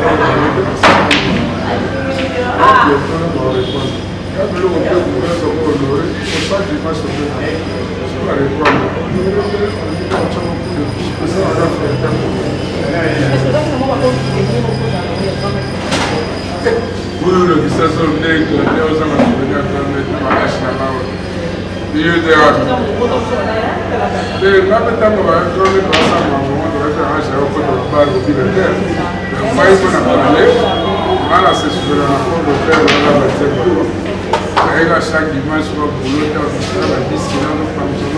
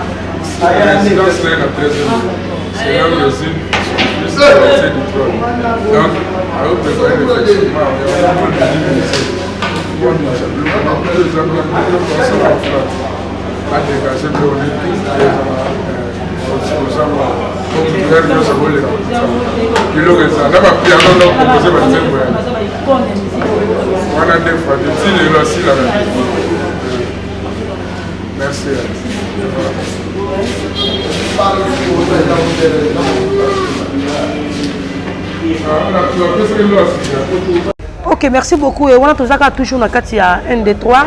Et si quand papa na biso bande ko exercer va travail na ye, si ko toza bon on a chef d'orchestre.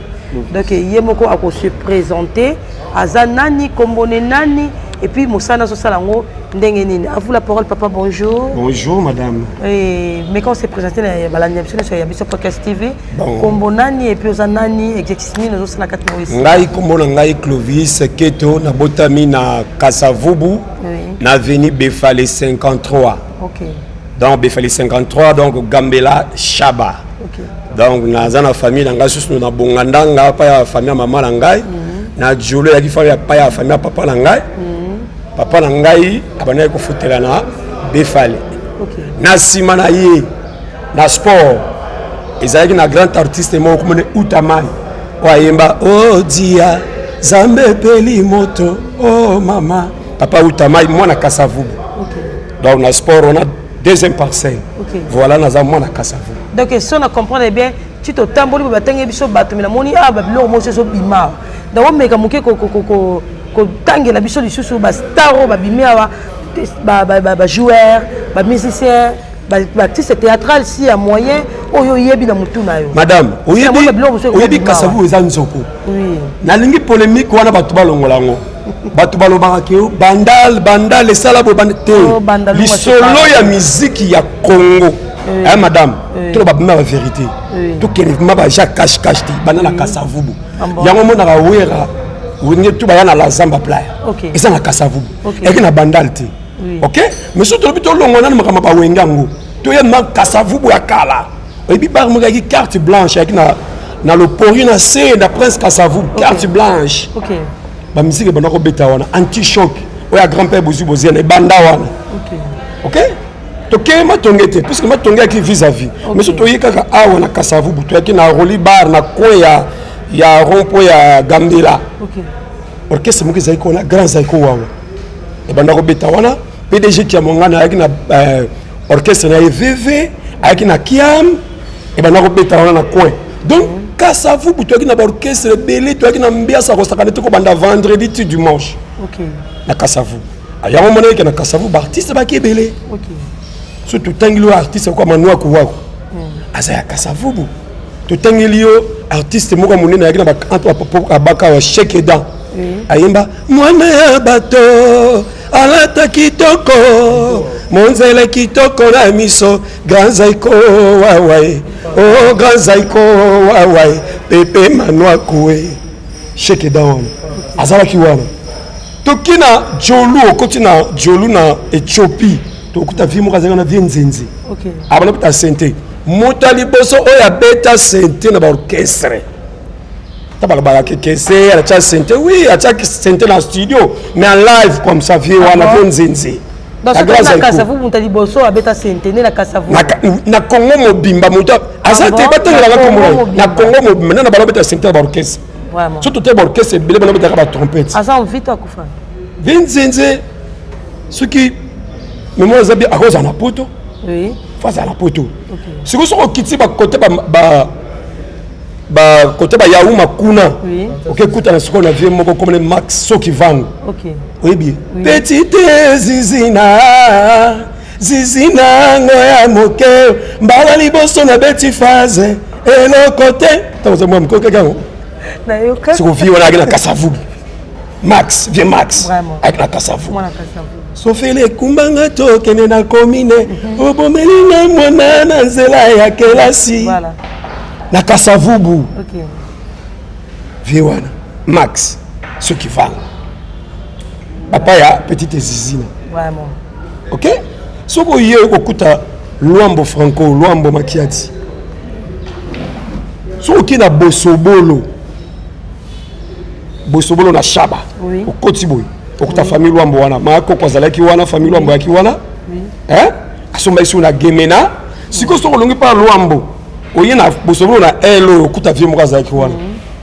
Ngwana sali ninyo. Pepe pepe pepe. Ngwana boma nanyo. Oye bina. Nanyo. Epopolo wai. Mokili zuluke mama.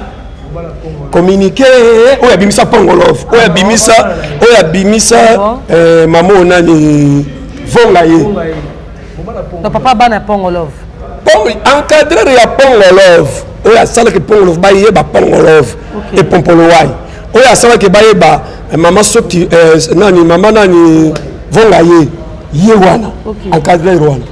Si vous serez au loin de Bosobolo, oye na lisala. Et bien, au coup, nanani. Maman langaye. Maman. Papa plein maya. Samangwana. Donc, ils sont Kasavubu. Natala batala sur bandala zolo baba bazo komisa bandal bazolo bandal te bandal isma bandal ozana lisolo bandal ozana lisolo te nakata Congo bandal ko te bana kini nde baba bi bangonde banane bata bango de théâtre tempo ba jouer ba bi jouer liboso marka bi Stade des Martyrs Yves Sende na Stade des Martyrs. Est-ce que Yves Sende oui est-ce que Yves Sende yem ta banda ba sur pesio ta banda ba était même ta marka bi liboso le militaire na Stade des Martyrs. Est-ce que zela surtout qui dans le podium ba jouer et bien bon texte te bazana bango te bazali te Martyr ye lobby Martyr est faux débat Martyr ye lobby Martyr ye lobby so na peso lisusu lisolo oyebi mavu bandoki ndombi mavu bandoki ndombi akufa to azali akufa nga za famille mavuba aza grand frère nana na Diolu lupango na bango na Diolu famille mavuba lupango na bango na Diolu gambela okoti po bima shaba omona terrasse mo ekatsa wana puso ninga moki lupango wana donc ndeko papa nanga ndeko na famille mavuba ndoki ando abalocha babia corner wala kuto esengela bango bazate baba mbungu tex ba mbungu tati avant tout yela ba mutubile Santos po mutubile Santos amona kangi serwa o mutubile Santos awita amona ngale mate te azamona Kasavubu na kangi serwa vous comprenez bon ba liso to bete za mwa kala ba joueur baza ebele ba star na Kasavubu baza ebele ya musique na ya foot et musique ba no beta tout awa ba concert tout mona ke beta lelo beta na Gombe ezo beta na Kitambo ezo beta wapi ba concert ba no beta awa na Kitambo te ba ka mbunda mais ba concert penza ba star comme na ba star ezali Kasavubu po papa wemba bango moko par matonge ça c'est vrai papa wemba ba na lupango awa na Diolu au côté Diolu boy po bima presque Kasavubu papa wemba pa vanda na Kasavubu ya mama na kizali ko salama awa na bapopoka baka awa zako zo kesa Kasavubu OK jazz zo kesa Kasavubu OK VV il y avait qui zo kesa Kasavubu qui a mo kesa Kasavubu lipo bon na bosse sur artiste mo nani wana mama na nza ya nzayadi oyebi moi a capella na peut-être nza ya sala nini naibi banze mode moko temps basaki featuring la boye emene ya Dido Yongo na ve mopero kiako mona pasi liboso zwa bomengo baseka yo bafinga yo bacholo yo bazali kopesa yo makasi kiaku wana nzaya ti na bosobolo sikoyo na bosobolo okititi entre ba Birmanie ba kote kuna vinza zala kuna star munena beta suna show star. Merci beaucoup et vite et moi ba bon souvenir au cause nango pas grand maître Franco. Bon, l'homme makia di biso to abana yaza papa. La grand maître na yebaki ye papa la razaki fanatique au jazz. OK. Ya chéri bonde.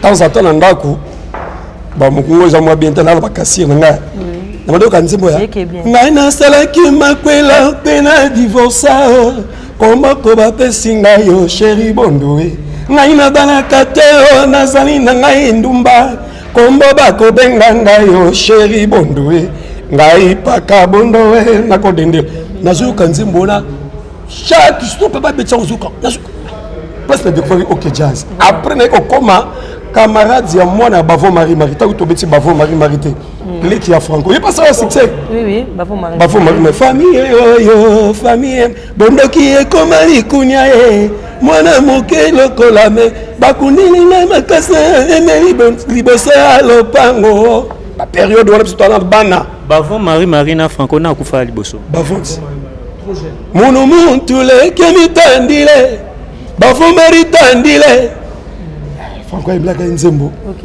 Franco Bavo mtakufa liboso. OK. Zomona. Donc voilà un peu nena ko expliquer yo bon souvenir en franco ngala comment sikoyo camarade ya mwana ya bavon Elvis Sionga qui soliste. OK.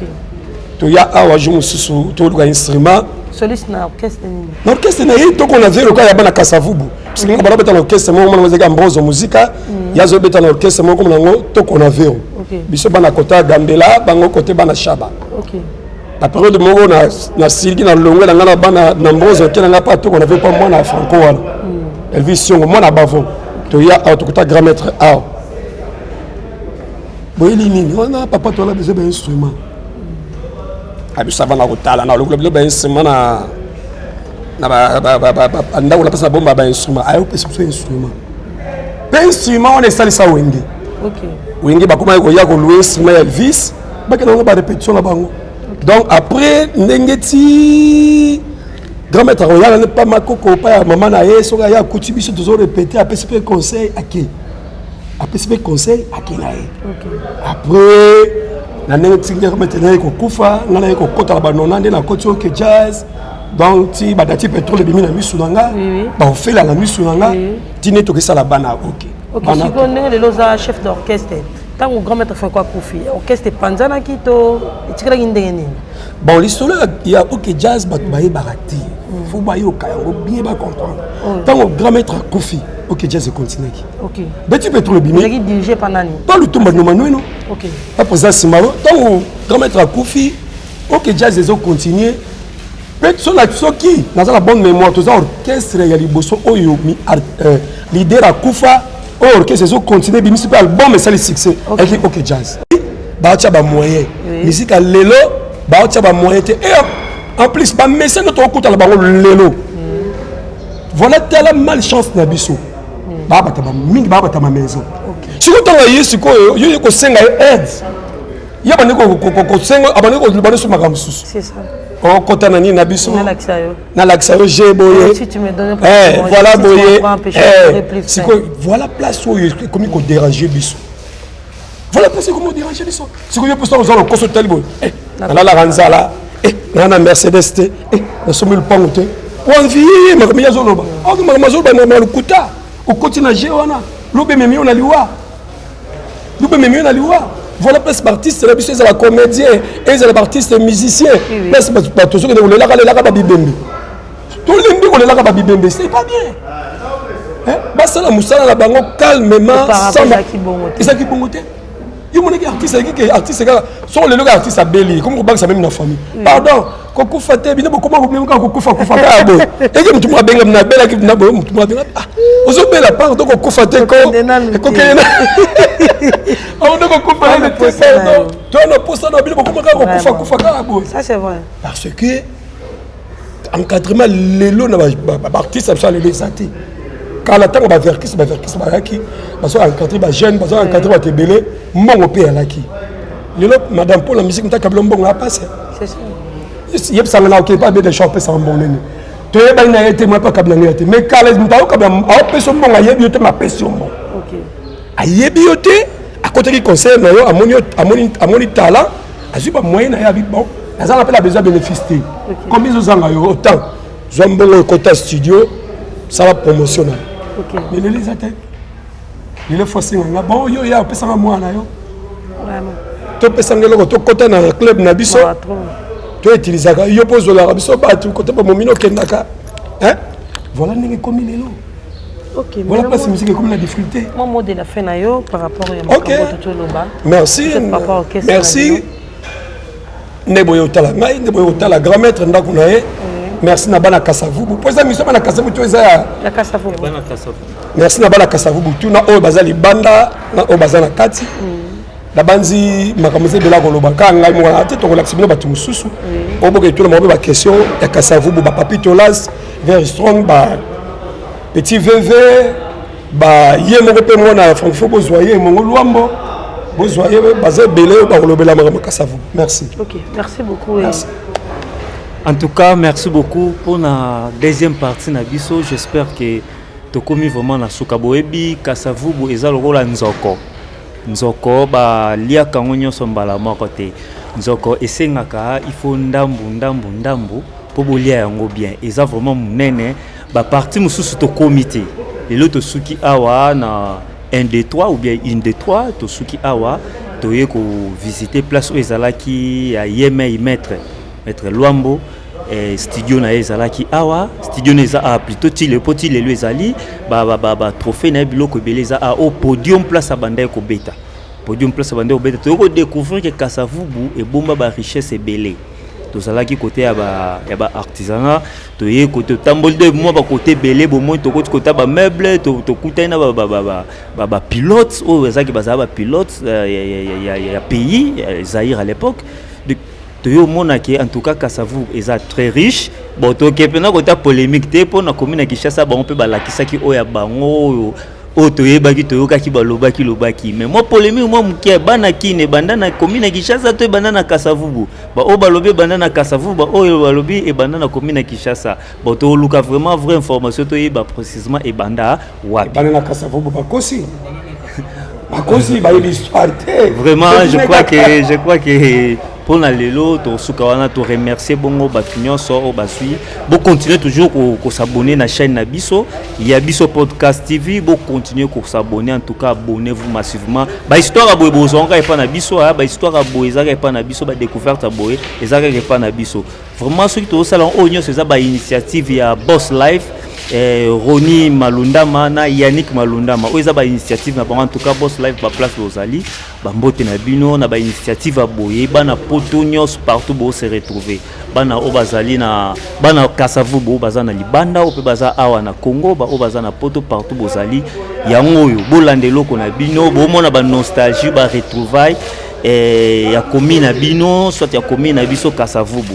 to kota vraiment na mozindo to continuer to kota vraiment partout poto la kisabino to ko vraiment na suka ba merci mingi ne na utiko na Boss Life Roni Malundama et puis na Yannick Malundama ba mbote ba place Ozali to pesi mbote na bana nyonso Kasavubu o bazali banda to pesi mbote bongo na Josi Kansupata na Gédéon Selemani Seleo na Italie to bosanité Père Dominique ya Lupanda ba place Ozali ba mbote na yo et puis par rapport à Tafona Zala vraiment moi bref na bosanité Dorcas Ikalulu ba mbote place Ozali vraiment tokutana prochainement merci bye Tsangwema ikamba mabele tsangwema tsangwema ikamba mabele tsangwema alors quoi yoki miso emoni linga kolobezati otemeza temwe misale munani linga kolobezati uti musika esasa tokomi linga kolobezati ya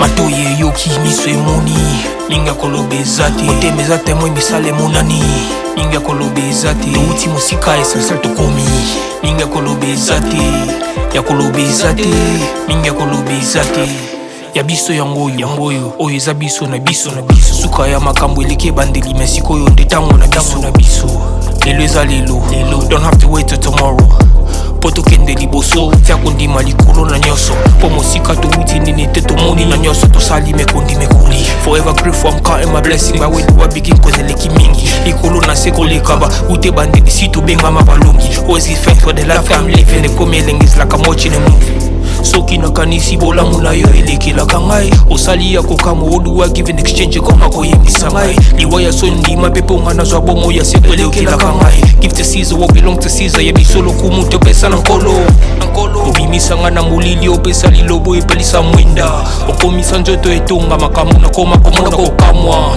ebandeli mpe suka nyonso tosengaka esi osala bokitano ya bala ya mabana bilaka na ndima kokokisa nyonso mpo na ntina nanga ya motuya yo opesanga ofeli nzambe tata esengo na ngai ya libela moninga na ngai ya motema matoye yoki miso emoni linga kolobezati otemeza temwe misale munani linga kolobezati uti musika esasa tokomi linga kolobezati ya koloba eza te mingi ya koloba eza te matoyi eyoki miso emoni mingi ya koloba eza te motema eza temoi misala emonani mingi ya koloba eza te touti mosika esalsal tokomi mingi ya koloba eza te ya koloba eza te mingi ya koloba eza te.